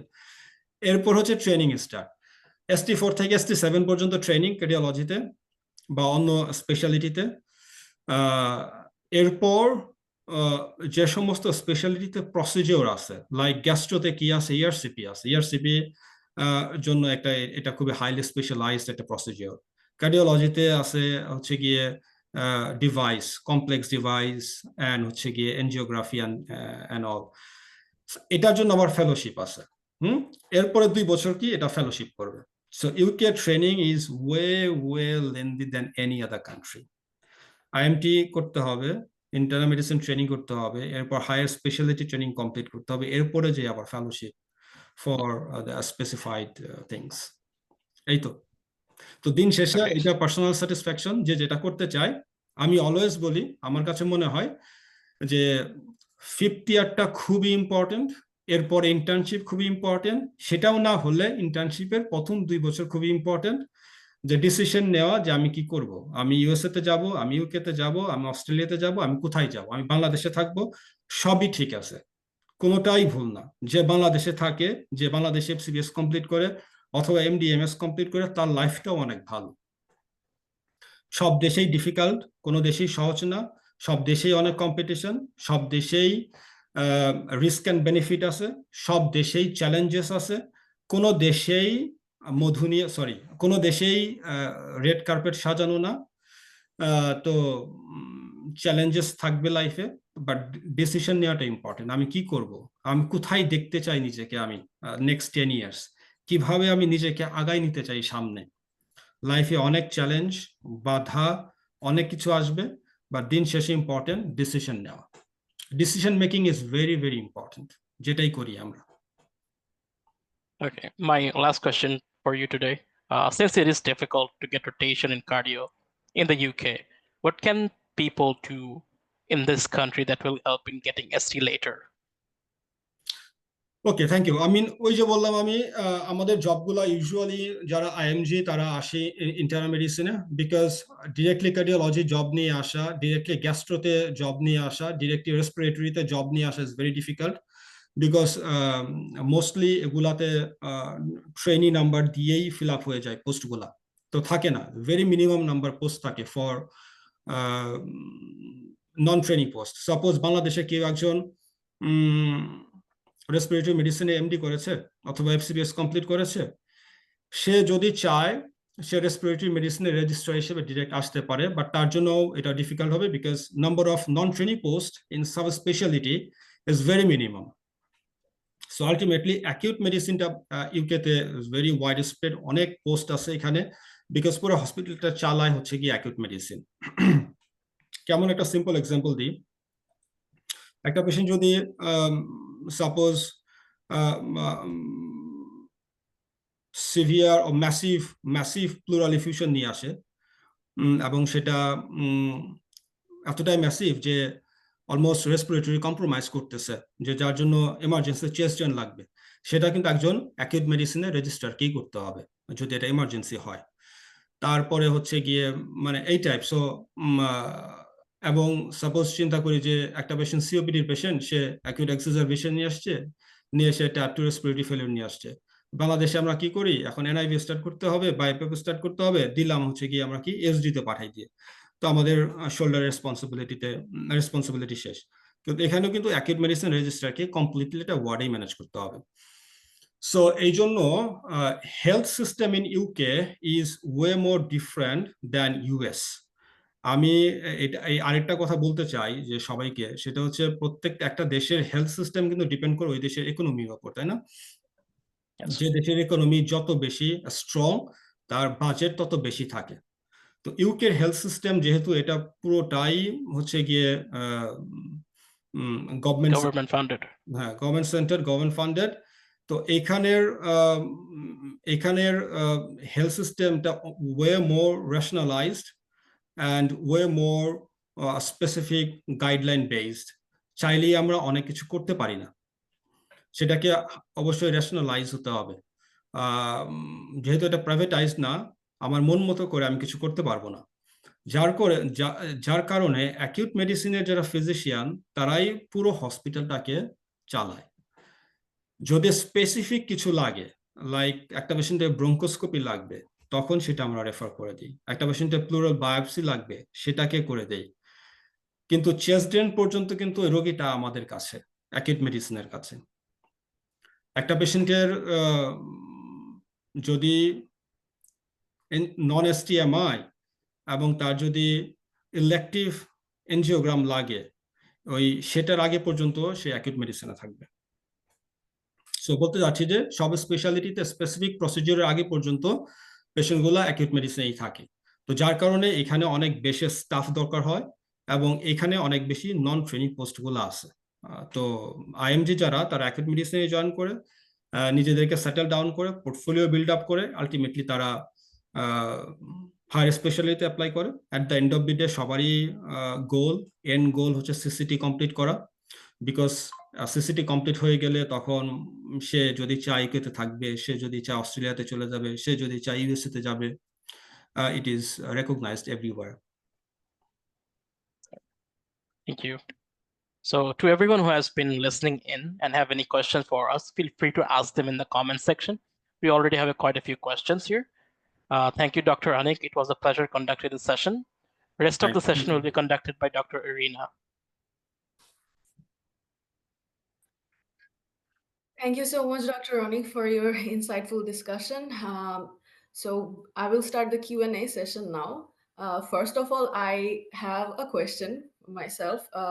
আপনি বলছিলেন যে ডিসিশন নেওয়াটা খুব জরুরি and এটা ফার্স্ট স্টেপ, and আমিও সেটা বিশ্বাস করি যে এটা আসলে first step, and you have to choose your struggles because struggle সব জায়গায় আছে, আমার জাস্ট চুজ করতে হবে কোন লাইনে স্ট্রাগল আমি করতে চাই। তো ডিসিশন মেকিং ইজ ইম্পর্টেন্ট। আমি আপনার কাছে আমার কোয়েশ্চেন হচ্ছে যে কোন কোন পজিটিভ পার্সপেক্টিভ দেখে আপনি ডিসিশন নিতে পেরেছিলেন যে আমি MRCP করব? ওকে আবার ইকো হচ্ছে মনে হয়। Anyways, so yeah, thanks for your question.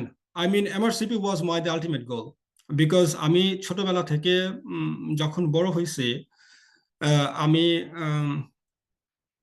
Class 4-এ যখন থাকি তখন ঢাকায় আসি, এর আগে পর্যন্ত তো গ্রামে ছিলাম, হোয়াটএভার।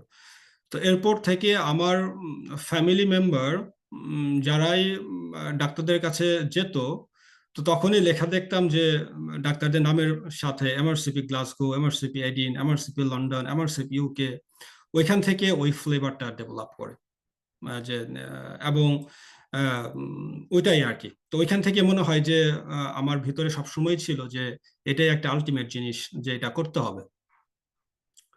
তো আমি তখন বাংলাদেশে তো USMLE করে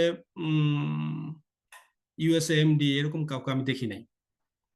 তো ওইখান থেকেই আমার ভেতরে সবসময় ছিল যে আমি MRCP করব, আমি ইউকেতে আসবো, আমি এখানে ট্রেনিং করব, তারপরে লাইফে কি হবে না হবে সেটা পরে দেখব। তো আমি প্রথম থেকেই ফোকাসড এবং টার্গেটেড ছিলাম যে MRCP করব। আর MRCP যখন আমি স্টার্ট করলাম তখন দেখলাম যে এইটা লেখাপড়া এতটা প্র্যাকটিক্যাল, এতটা পেশেন্ট ওরিয়েন্টেড, এটা আমাকে চিন্তা করতে এত হেল্প করে। যখন আমি আমার ক্লিনিকে রোগী দেখি, এখনো যখন আমি পেশেন্ট দেখি, আমি এত সুন্দর করে এত অর্গানাইজড ওয়েতে চিন্তা করতে পারি এবং ডিফারেন্সিয়াল গুলাকে ন্যারো ডাউন করতে পারি। আমার কাছে সবসময়ই মনে হয় যে আমি যদি MRCP না করতাম, অন্য কিছু করতাম, আমি এত সুন্দর করে চিন্তা করতে পারতাম না। আমার চিন্তার প্রক্রিয়াটাকে এটা কি বলবো, খুব স্ট্রাকচার্ড করে দিছে হচ্ছে গিয়ে MRCP। So I am really grateful to Royal college.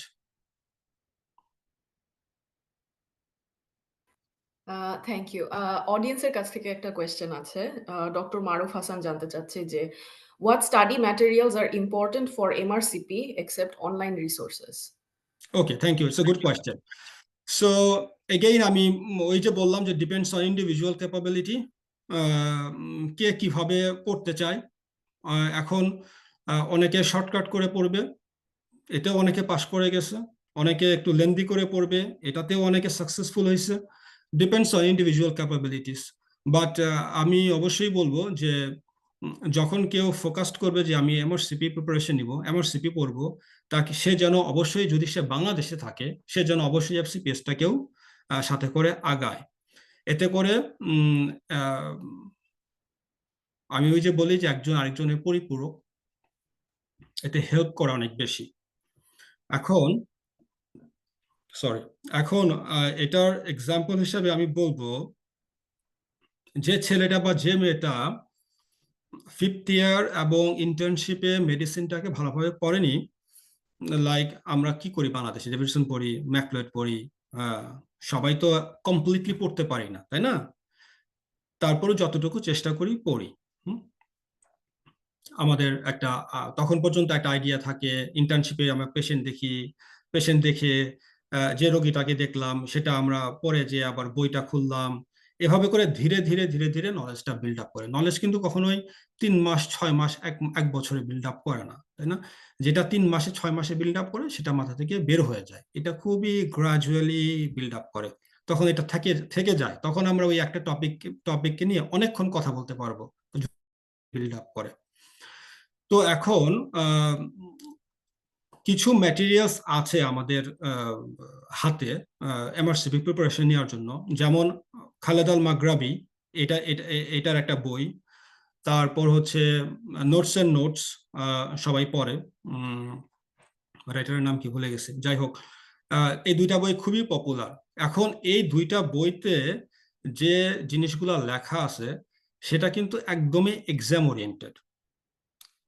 Oriented লেখা। যে ওই ডিজিজটার ক্লিনিক্যাল ফিচার কি, ওই ডিজিজটার ইনভেস্টিগেশন কি, ওই ডিজিজটার ম্যানেজমেন্ট কি, ওই ডিজিজটার প্রগনোসিস কি। তো এখন যে ছেলেটা ইন্টার্নশিপের পরই এমআরসিপি পার্ট 1 এর প্রিপারেশন নিবে, তার যদি ওই ডিজিজ সম্পর্কে আইডিয়া না থাকে, প্যাথোফিজিওলজি জানা না থাকে, তার জন্য অতগুলা কথা অ্যাবজর্ভ করা কিন্তু খুবই ডিফিকাল্ট। সে কিন্তু খুবই বার্ডেন ফিল করবে। খুবই এটা তার জন্য ডিফিকাল্ট হয়ে যাবে, যে আমি বুঝতেছি না কিন্তু আমি পড়ে যাচ্ছি আবার ভুলে যাচ্ছি, পড়তেছি এক দিক থেকে পড়তেছি আরেক দিক থেকে ভুলতেছি। তো তখন এই জিনিসগুলো হয়। তো এই জন্য আমি সবসময় বলি যে এমআরসিপি পার্ট 1 এর প্রিপারেশনটাকে একটু সময় নিতে, কেউ যেন এটাকে খুব রাশ না করে। এটা যারা রাশ করে তার পরবর্তীতে স্ট্রাগল করে। যদি পার্ট 1-এই বেসটা ডেভেলপ করা যায়, তাহলে পার্ট 2 এবং পরবর্তীতে ফাইনাল পার্টটা খুব সহজ হয়। এই জন্যই যদি এফসিবিএস পার্ট 1 সাথে দেয়, এমআরসিপি পার্ট 1 প্রিপারেশন নেয়, 1টা বছর সময় নেয়, তার জন্য খুব ভালো, খুবই ভালো। কারণ সাপোজ আমি ডিজিজটা সম্পর্কে না জেনে ডিজিজটার ক্লিনিক্যাল ফিচার, ইনভেস্টিগেশন, ম্যানেজমেন্ট মুখস্থ করতেছি, এটা থাকবে না। আমাকে বুঝতে হবে যে সিমটমগুলো ডেভেলপ করছে কেন, ইনভেস্টিগেশনটা কেন করতেছি, আমার ভিতরের চিন্তার প্রসেসগুলা কি, থাকলে ভালো। তো আমি সবসময় বলি, এখনো বলবো, এমআরসিপি পার্ট 1 এর সময় নিতে। মানে আমি গেছিলাম।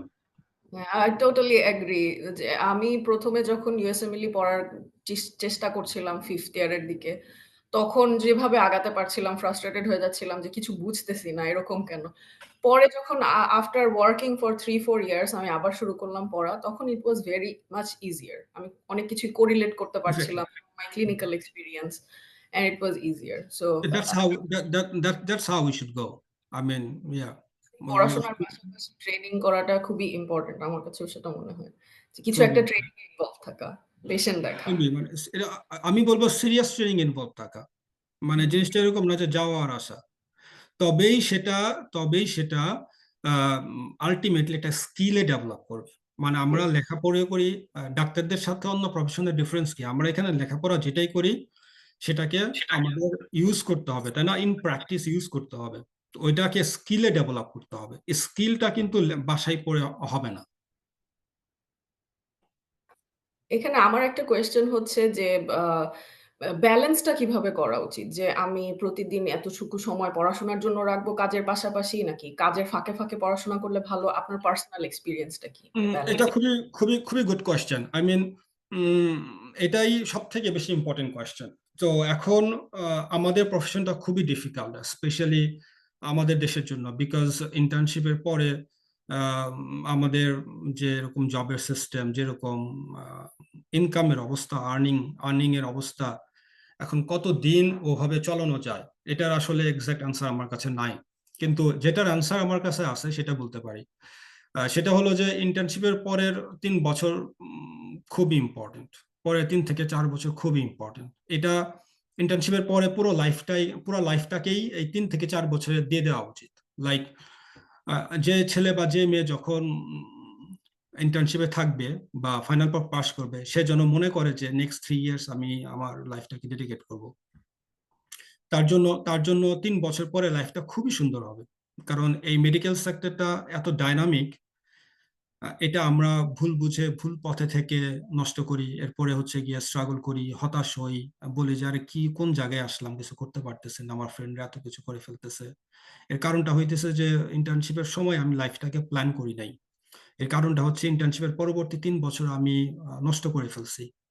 এর ফলে আমার যে লেখাপড়ার ইচ্ছা, লেখাপড়ার ক্ষমতা, আমার পরিশ্রম করার ক্ষমতা, আমার মেন্টাল স্ট্যাবিলিটি, সবকিছুই অনেক কমে গেছে।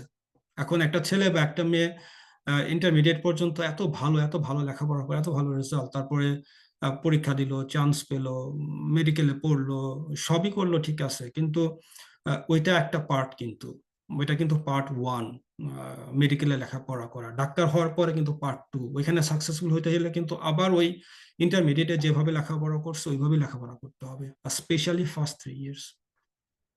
কারণ ওই সময়টা তো অনেক শক্তি থাকে বডিতে, এনার্জি থাকে, ব্রেন নাইফ থাকে, তো চ্যালেঞ্জ নেওয়াটা অনেক সহজ হয়। মেয়েদের ক্ষেত্রেও বলবো যে প্রথম 3 বছর বিয়ে না করার জন্য। ছেলেদের ক্ষেত্রেও বলবো first 3 years not to get involved in any kind of things. First 3 years শুধুমাত্র নিজেকে সময় দেওয়া, একদম নিজেকে ডেভেলপ করা, তারপর লাইফটা অনেক অনেক সুন্দর। আফটার 3 ইয়ার্স তখন কেরিয়ারটা দাঁড়িয়ে যায়, তখন সে বোঝা শুরু করে আমার কি করতে হবে, আমি কোথায় যাব, কোথায় নিজেকে নিয়ে যাব। স্বপ্ন থাকে চোখে, সবারই চোখে অনেক বড় স্বপ্ন, তাই না, দুনিয়াতে অনেক বড় হওয়ার। তো তখন এগুলা থাকে আমাদের ইয়েতে, কিন্তু ওই ফার্স্ট 3 ইয়ার্স যদি আমরা নষ্ট করে ফেলি, এরপরে আর এনার্জি থাকে না। তখন যখন মনে করে আর একটা কিছু করে লাইফে কিছু একটা করি, এই মেসড আপ হয়ে যায়। Dr. Bushra Adib, she has a question for you. Bushra, you can go on now. First of all thank you ভাইয়া। আমি এত সুন্দর বর্ণনার মাধ্যমে আমার ম্যাক্সিমাম কোশ্চেনে অ্যান্সার পেয়ে গিয়েছি। আমি রিসেন্টলি ফাইনাল প্রফ পাস করেছি, তো আমাদের যে পয়েন্ট অফ ভিউটা এখন পর্যন্ত দাঁড়িয়েছে, বা as being a medical student, আমাদের যে প্রশ্নটা সর্বপ্রথম মাথায় আসে যে after completing MRCP, what are the opportunities in Bangladesh? Or if I go through the MRCP exams, do I earn the same sort of entitlement that other post-graduation programs offer in Bangladesh? Okay, thank you. I mean, it's a nice question. তো এখন বাংলাদেশের যে অবস্থানটা, আমাদের দেশটাও তো আসলে সত্যি কথা বলতে নতুন একটা দেশ, তাই না, এখনো অনেক বেশি পুরনো হয়ে যায়নি। তো কনসেপ্ট গুলা ডেভেলপ করতে অনেক সময় লাগবে, ধীরে ধীরে চেঞ্জেস গুলো আসতেছে, তো চেঞ্জ গুলাও হতেও সময় লাগবে। তো বাংলাদেশে এমআরসিপিটাকে এখনো আনফর্চুনেটলি বিএমডিসি রেকগনাইজ করে নাই। কেন করে নাই আই ডোন্ট নো, তারাই ভালো বলতে পারবে। বাট সো যেটা হয় যে এমআরসিপি করার পরে বাংলাদেশে, এমআরসিপি ইন বাংলাদেশ যদি বলি, তাহলে পার্সপেক্টিভ হচ্ছে you can work in the private sector they do recognise MRCP, because আমি এমআরসিপি করার পর বাংলাদেশে 2 ইয়ার্স স্পেশালিস্ট ছিলাম, তারপর তো আমি ইউকেতে চলে আসলাম। বাট বিএমডিসি একটু ঝামেলা করে, যার কারণে হয় কি যে স্পেশালি কারো যদি গভর্নমেন্ট জব থাকে, to promote as assistant professor, associate professor, তখন এটাতে ঝামেলা করে বাংলাদেশে। বাট এটা নিয়ে কথা হচ্ছে। সো বাংলাদেশে তো এতদিন এমআরসিপির ফাইনাল পার্টের কোনো সেন্টারই ছিল না, তারা হইতে দেয় নাই বাংলাদেশে এক্সাম। তারা মনে করতো যে এমআরসিপি যদি সেন্টার যদি বাংলাদেশে থাকে, তাহলে ছেলে পেলে এমআরসিপি পরীক্ষা অনেক বেশি দিবে, দেশ ছেড়ে চলে যাবে, এটা তাদের একটা ধারণা ছিল। তো এই ধারণাগুলা চেঞ্জ হবে, বি অপটিমিস্টিক, ধীরে ধীরে চেঞ্জ হবে। আর কেউ যদি এমআরসিপি করতেই চায়, তো আমার কোয়েশ্চেন, দেশে কেন থাকবে, তাই না? আর কেউ যদি দেশেই থাকতে চায়, সে যেন এমআরসিপি করে, তার সাথে এফসিপিএস করে অথবা এমডিএমএস করে। কারো যদি এফসিপিএস থাকে, বিকজ আমি যখন ফাইনাল পার্ট পরীক্ষা দিলাম, তখন কিন্তু আমার সাথে একজন অ্যাসোসিয়েট প্রফেসরও পরীক্ষা দিল এমআরসিপি ফাইনাল। আমি তাকে জিজ্ঞেস করলাম যে আপনি কেন দিলেন, you are already quite established in Bangladesh. তখন সে আমাকে বললো যে না, আমার ডিগ্রির সাথে যদি এমআরসিপি থাকে, সেটা আমাকে পেশেন্ট পেতে অনেক সুবিধা করবে। এবং এটা আমার হচ্ছে গিয়ে নেটওয়ার্কিংটা বাড়াবে, এবং আমার ওই হয় আর কি, যে সহজ বাংলা ভাষায় বললে যে ব্রিটিশ আমেরিকান ডিগ্রির প্রতি একটা আকাঙ্ক্ষা তো সবারই থাকে, কিন্তু দেশে আমি বলবো যে এটা পলিটিসাইজড, যার কারণে এটাকে রেকগনাইজ করা হয়নি। বাট এটা হবে, ডেফিনেটলি সামনে হবে, না হওয়ার কোনো কারণ নাই। বাট কেউ যদি কান্ট্রি ক্রস করতে চায় তাহলে এমআরসিপি করবে, আর যদি দেশেই থাকতে চায় খুব ভালো, দেশেও অনেক অপরচুনিটি আছে, সেজন্য এমআরসিপি করে তার সাথে এফসিপিএস অথবা এমডিএমএস করে, তাহলে তার চলার পথটা অনেক সহজ মসৃণ হবে, তাহলে সব সেক্টরেই তার রেকগনিশন থাকবে। এটা প্রত্যেকটা দেশেরই কিন্তু সিস্টেম, ইটস নট লাইক যে কোনটা বড় কোনটা ছোট, এটা এমন না কিন্তু। যেমন আমি এক্সাম্পল দেই, যে শুধু এমআরসিপি করে যদি ইউএসএ তে যাই, দে ডোন্ট কাউন্ট ইট, ওকে। আমি কিন্তু রেজিস্ট্রেশন পাবো না, কিন্তু আমি যদি ইউএসএমএলই কমপ্লিট করি সাথে আমার এমআরসিপি থাকে, তাহলে কিন্তু আমার রেসিডেন্সিতে ম্যাচ হওয়ার পসিবিলিটিস অনেক বেশি থাকে। আবার যে ইউএসএমএলই কমপ্লিট করে ইউকে তে আসবে, ইউএসএমএলই ইউএসএমএলই কমপ্লিট করার পর যখন রেসিডেন্সি কমপ্লিট হয়ে যায় ইউএসএ তে, সে কিন্তু ইউএসএ তে অ্যাটেন্ডিং ফিজিশিয়ান হিসেবে কাজ করতে পারে, তাই না? Attending physician is almost equivalent to junior consultant. কিন্তু 3 ইয়ার্স রেসিডেন্সি কমপ্লিট করার পর যখন ইউকে তে সে আসবে, সে কিন্তু শুরু করবে IMT 3 থেকে, not even as a senior registrar. So এটা প্রত্যেকটা দেশেরই তার নিজস্ব রুলস এন্ড রেগুলেশনস আছে, এবং ওইভাবেই চলে। যে ইউএসএমএলই কমপ্লিট করে সে ইউকে তে শুরু করবে হচ্ছে গিয়ে ফাউন্ডেশন ইয়ার 2 থেকে অথবা IMT 1 থেকে। যা রেসিডেন্সি কমপ্লিট হবে সে ইউকে তে শুরু করবে রেজিস্ট্রার হিসেবে IMT 3, ওয়ারেজ ইন ইউএসএ তে সে অ্যাটেন্ডিং ফিজিশিয়ান। তো এখন এটা কিভাবে এক্সপ্লেন করবো, আই ডোন্ট নো। সো প্রত্যেকটা দেশেরই তার নিজস্ব কিছু নিয়ম, রুলস এন্ড রেগুলেশনস থাকে। এখন এটা নিয়ে হতাশ হওয়ার কিছু নাই, এই জন্য আমি বলি হতাশ হওয়ার কিছু নাই, আমি যেটা করব আমি সেটা করব। সো ওই প্রত্যেকটা দেশের নিয়ম মেনেই করব। আমি বাংলাদেশে থাকতে চাইনি, আমি চলে আসছি। কেউ যদি বাংলাদেশে থাকতে চায় সে বাংলাদেশে থাকবে, আমি তাকে বলবো যে সাথে এফসিবিএস এমডি করে নিতে, ফলে তার চলার পথ সহজ হবে, এই তো। Okay, thank you. আরেক অডিয়েন্সের কাছ থেকে আরেকটা কোয়েশ্চেন নিচ্ছি। ডক্টর আয়েশা জানতে চাচ্ছে যে she has clinical experience for 2 years as a medical officer in CCU and ICU and public health for 3 years. তো সে জানতে চাচ্ছে যে ক্লিনিক্যাল গ্যাপ থাকলে, আমরা জানি যে ইউএসএমএলই জার্নিতে কোনো গ্যাপ থাকলে আমরা এটা নিয়ে কোয়েশ্চেন হয় যে এই সময়টা তুমি কেন কিছু করোনি। তো ইউকে তে ক্লিনিক্যাল গ্যাপ থাকলে কি এটা ক্যারিয়ার পাথ হতে কোনো সমস্যা করে কিনা? এক্স্যাক্টলি, এখানেও কোশ্চেন হবে।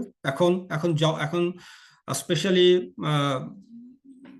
স্পেশালি যদি ট্রেনিং নাম্বারের কথা বলি, দেন ডেফিনেটলি অবশ্যই যারা আইএমজি তারা তো সরাসরি ডিরেক্টলি ট্রেনিং নাম্বার অ্যাপ্লাই করে না, বা because scoring system is quite different. তাদের প্রথমে ইউকেতে আসতে হয়, যে নন ট্রেনিং পোস্ট জব করতে হয়, পোর্টফোলিও বিল্ড আপ করতে হয়, দেন অ্যাপ্লাই করতে হয়। তো যখন নন ট্রেনিং পোস্টে অ্যাপ্লাই করবে, তো ক্রাইটেরিয়া ইজ সেম, প্রথমে শর্ট লিস্টেড হতে হবে, তারপর ইন্টারভিউ।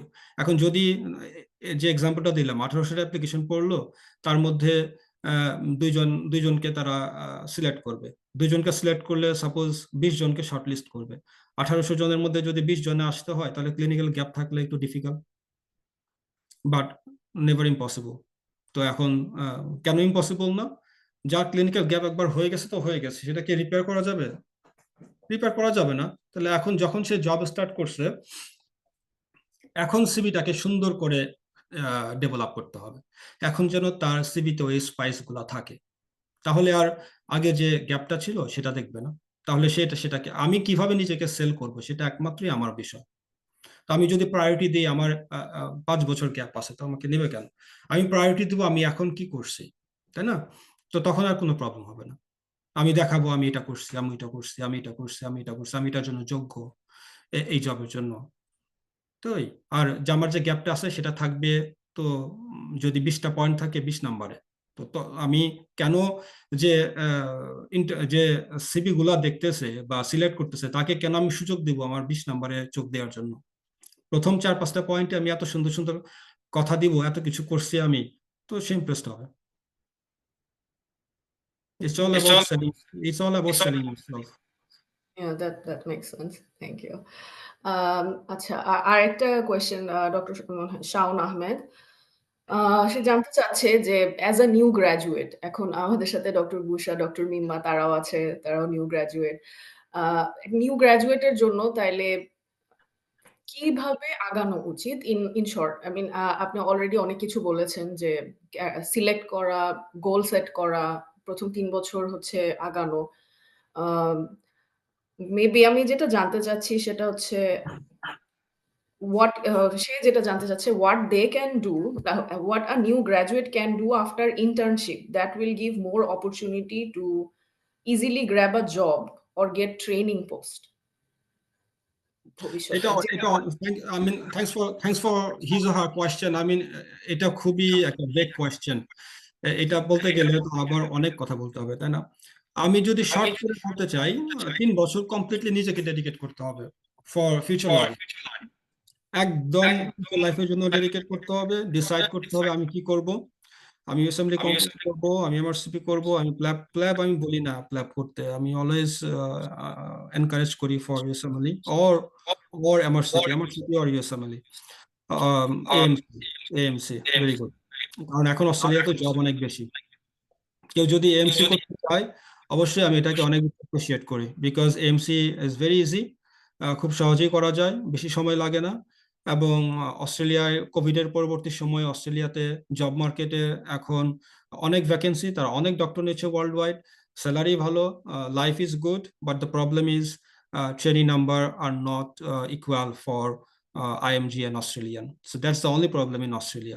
অস্ট্রেলিয়াতে ট্রেনিং পাওয়াটা ইজ ভেরি ডিফিকাল্ট, বিকজ তারা অস্ট্রেলিয়ান গ্রাজুয়েট যারা তাদেরকেই বেশি প্রায়োরিটি দেয়। যদি ইমার্জেন্সি মেডিসিনে এই জিনিসটা নাই, শুধুমাত্র ইমার্জেন্সি মেডিসিনে যদি তারা কেউ ক্যারিয়ার করতে চায় সে অস্ট্রেলিয়াকে ইজিলি সিলেক্ট করতে পারে।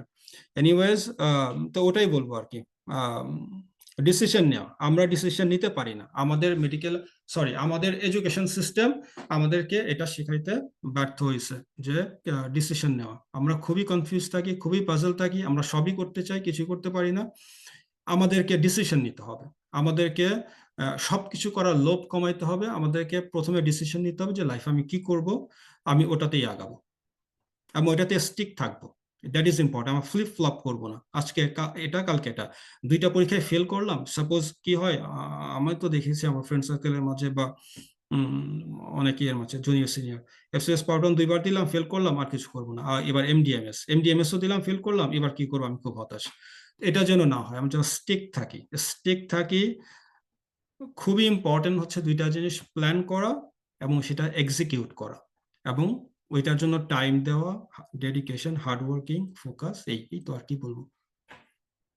শুনতে অনেক ভালো শোনায় বাট ডিফিকাল্ট, বাট যারা করতে পারবে life will be very beautiful after 3-4 years. হ্যাঁ, exactly, I agree. I think আমাদের কারিকুলামে যদি ক্যারিয়ার ডেভেলপমেন্ট এর জন্য কিছু অপশন, মানে কিছু শিখাতো, অথবা আমাদের এখন ড্রিম USMLE অর্গানাইজেশন থেকে আমরা বিভিন্ন মেডিকেল কলেজে ডেভেলপমেন্ট সেমিনার করা হয়েছে, যেটা অনেক মানে গুড একটা স্টেপ। খুবই এনকারেজিং। আমি খুবই হ্যাপি এরকম একটা প্ল্যাটফর্ম ক্রিয়েট হয়েছে। I would like to share my thanks, gratitude to Masood Bhai for creating this kind of platform, for creating awareness.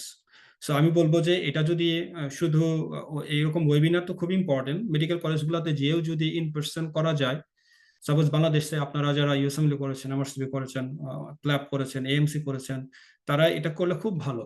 কারণ 5th ইয়ারে যারা পড়ে ওইটা খুবই ডাইনামিক একটা ইয়ার। আমার মনে আছে আমি যখন 5th ইয়ারে, তখন তো এরকম আমার পাশের রুমে যে আমার ফ্রেন্ডটা ছিল, ও যদি এটা শুনে ও তাহলে এটা রিকল করতে পারবে। ও কিন্তু এখন রেসিডেন্সি কমপ্লিট করে ও মেয়ো ক্লিনিকে স্টার্ট করছে অলরেডি অ্যাসিস্ট্যান্ট প্রফেসর। তো ও আমাকে বলতো যে দোস্ত, আমি যেটাই করি আমি করব, আমি নেপালে চলে যাব, তারপর আমি USMLE করবো, আমি আর অন্য কোনো দিকে ফোকাস করব না। তো বিকজ ওর বড় ভাইও বাংলাদেশে লেখাপড়া করছে এবং পরবর্তীতে USMLE করে চলে গেছে, বিকজ ওর একটা অ্যাক্সেস ছিল ইউএসএ তে, observership, this and that, because ওর ব্রাদার ছিল।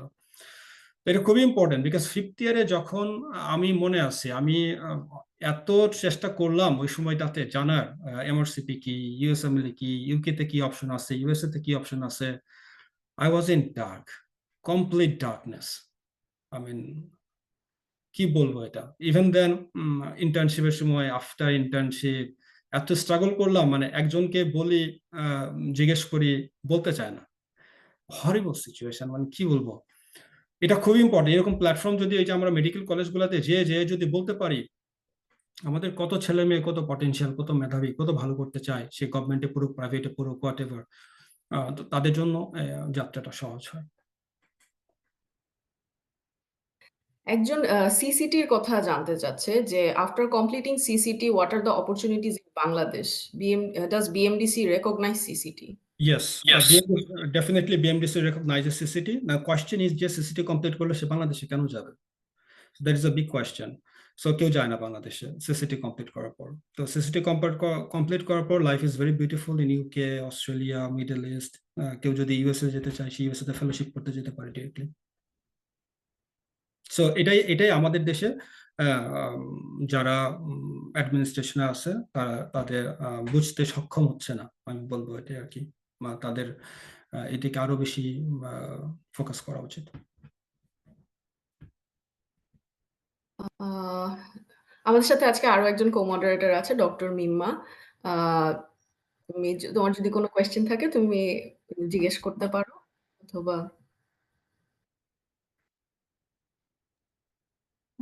First of all, thank you so much for wonderful presentation. সবকিছুই মোটামুটি কভার আপ করেছেন। Just one thing in shortly বলতে চাই যে যদি কেউ অনেক লং স্ট্যান্ডিং ট্রেনিং করে তারপর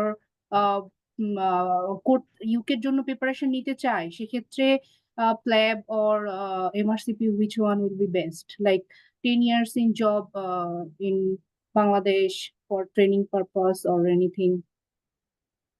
That's it. Yeah, thank you. Thanks for your questions. I'll definitely want him or her to go for MRCP, not for PLAB. Because কেউ যদি প্ল্যাব করে বাংলাদেশে, কেউ যদি প্ল্যাব করে এখানে এসে জব করে, তারপর হায়ার স্পেশালিটিতে অ্যাপ্লাই করতে গেলে তার এমআরসিপি লাগবেই। তো এখানে এসে জব করে আবার এমআরসিপি এর জন্য লেখাপড়া করা ডিফিকাল্ট, সময় এত পাওয়া যায় না। ডেফিনেটলি এমআরসিপি কমপ্লিট করে আসলে তার জন্য হবে কি, লাইফ কিন্তু আমরা যা চাই সবসময় তেমনটা থাকে না, তাই না? আমরা অনেক কিছু প্ল্যান করি, অনেক কিছু ইয়ে করি, কিন্তু লাইফের মতো করে তার গতিপথ পরিবর্তন করে ফেলে। তা এখন কেউ একজন এমআরসিপি করলো, তার হয়তো বা কোনো কারণে আর ইউকেতে আসা হলো না, ফ্যামিলিয়াল রিজন বা হোয়াট এভার, সে কিন্তু তখন এমআরসিপি করে বাংলাদেশে খুব সুন্দর লাইফ লিড করতে পারবে। আবার কেউ যদি প্ল্যাব করলো, কোনো কারণে আসা হলো না, তাহলে ওই প্ল্যাবের কিন্তু কোনো ভ্যালু নাই বাংলাদেশে। যেটাই করি আমরা যেন খুবই শর্টকাট কিছু না করি, খুবই রাস্ট না হই, লম্বা সময়ের প্ল্যান করি। এটা আমাদের ক্যারিয়ারের জন্য অনেক ভালো। অলওয়েজ লম্বা প্ল্যান করতে হবে এবং সেটা এক্সিকিউট করতে হবে। খুব দ্রুত আগাবো, দ্যাট ডাজন্ট মিন দ্যাট একটা শর্টকাট কিছু করবো। ইভেন দেন এএমসি করেও যদি আমরা ওইখানে যাই, ওকে এএমসি করে তো আবার অস্ট্রেলিয়া কি ডিগ্রি আছে, আই ডোন্ট নো। ইউএসএমএলই করে, ইউএসএমএলিতে তো কোনো এমআরসিপি নাই। ইউএসএমএলই করে ডিরেক্টলি সে রেসিডেন্সি করবে, 3 বছর পরে তারপর কেউ ফেলোশিপ করতে চাইলে ফেলোশিপ করবে, দ্যাটস ইট। বাট ইউকের পাথওয়ে ইজ ডিফারেন্ট, আলটিমেটলি তাকে এমআরসিপি করতেই হবে to get into higher specialty training. MRCP ছাড়া হায়ার স্পেশালিটি ট্রেনিং এসে স্টার্ট করতে পারবে না, নো ওয়ে। সো এমআরসিপি করাটাই বেটার, যেহেতু আমাকে এখন তখন সবখানে এমআরসিপি লাগতেছে। সো ওয়াই নট, বাংলাদেশে থাকি না 2-3টা বছর, ট্রেনিং করি, জব করি, এফসিবিএস করি, এমডিএমএস করি, এমআরসিপি করি, তারপরে কি হয় লাইফে দেখি। ভাই আপনি বলছিলেন যে একসাথে এমআরসিপি আর এফসিপিএস দুটাই যদি পড়তে থাকি তাহলে ইটস আ গুড। আমিও তাই করেছি, এটাই ভালো। আমাদের অনেক লেজেন্ডারি প্রফেসরও তাই করছে। পড়াশোনাটা কি সিমিলার, মানে দুইটা একসাথে চালানো কি ইজি? আমরা খুব ইজি। একটা নতুন ইন্টার্নশিপ শেষ করেছে একজন, যে হচ্ছে দুটো পরীক্ষায় এখন দিতে চাচ্ছে, তো সে কি প্রথমে একটা ফোকাস করবে, আগে এফসিপিএস পরে এমআরসিপি, নাকি কোন পরীক্ষাটা আগে দিবে কোনটা পরে দিবে? কি আপনি আপনার পার্সোনাল এক্সপেরিয়েন্স কি, আপনি কি করেছেন? এটাও ইন্ডিভিজুয়াল চয়েস। আমি যেটা করছি সেটা হলো যে আমি ইন্টার্নশিপের পরপরই কি করলাম? না, ইন্টার্নশিপের সময় আমি লেখাপড়া করছি আমার হসপিটালের পাশাপাশি। আর ইন্টার্নশিপের পরে আমি যেটা দেখলাম যে আমি আমার সিপি সম্পর্কে জানতে পারছি না কিছু।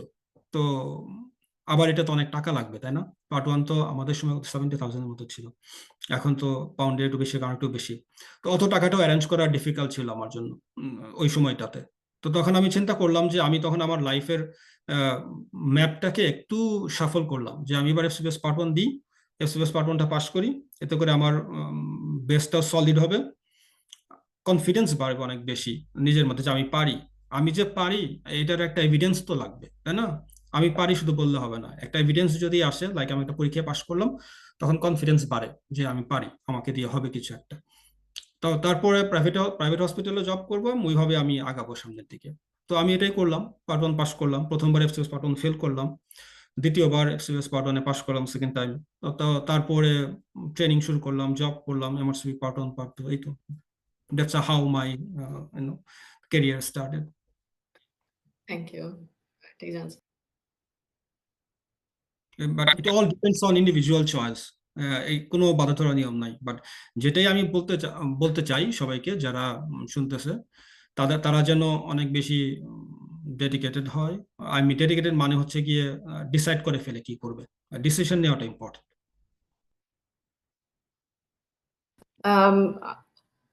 I think we covered everything. Next question গুলো আমি দেখলাম যে we already talked about this, so I think we can conclude our webinar for today. So it was a very lively discussion, very insightful discussion. We were মানে আপনার experience journey আমাদেরকে অবশ্যই অনেক inspire করবে, আমাদেরকে ডিসিশন নিতে, goal set করতে help করবে। অনেক ইনফরমেশন আপনার কাছ থেকে পেয়েছি, thank you so much for that. আর আমাদের ড্রিম ইউএসএমএল অর্গানাইজেশন এখন এই ধরনের ওয়েবিনার প্রতি সপ্তাহে করে সানডেতে। সো ফেসবুক পেজে চোখ রাখলে আমাদের ওয়েবিনার গুলোতে জয়েন করতে পারবে। আর আমাদের dream USMLE step 1 exam, step 2 exam coaching আছে। আমাদের doctor Masud sir regular class নেন। So definitely join if you want to know more about this. If you want to start your journey, if you are in the middle of your journey or end of your journey in the USMLE process, wherever you are very much welcome to join us and talk about your issues. We have a very helpful and community here. যে কোনো ধরনের help লাগলে আমরা এখানে, we are a big community of doctors, we help each other, and yeah, that's the culture we built here in Dream USMLE, and we're very proud of that. So like whatever you need, we are here to support you. Doctor Abdullah Al Masud স্যারকে আপনি সরাসরি text করতে পারেন হোয়াটসঅ্যাপে অথবা Facebook or টেলিগ্রামে যোগাযোগ করতে পারেন। আমি আজকে কনক্লুড করতে চাচ্ছি সেশনটা। Thank you so much doctor Anik, best of luck for your next journey.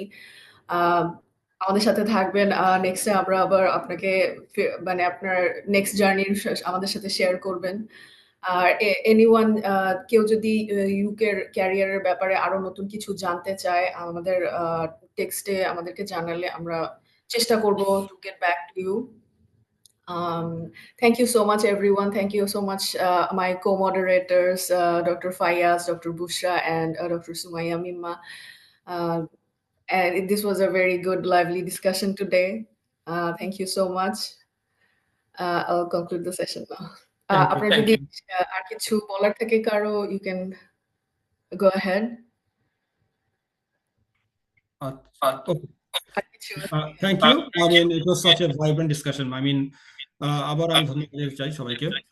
আর কেউ যদি একটু জানতে ইন্টারেস্টেড হয়, আমাকে টেক্সট করতে পারে, লাইক কিভাবে পোস্টার করতে হয়, কিভাবে কিউআইপি করতে হয়, আইডিয়াটা কি, তারপর কেস রিপোর্ট কিভাবে করতে হয়, দিস এন্ড দ্যাট। কেউ যদি আমাকে জানতে চায় টেক্সট করতে পারে। I mean, yeah.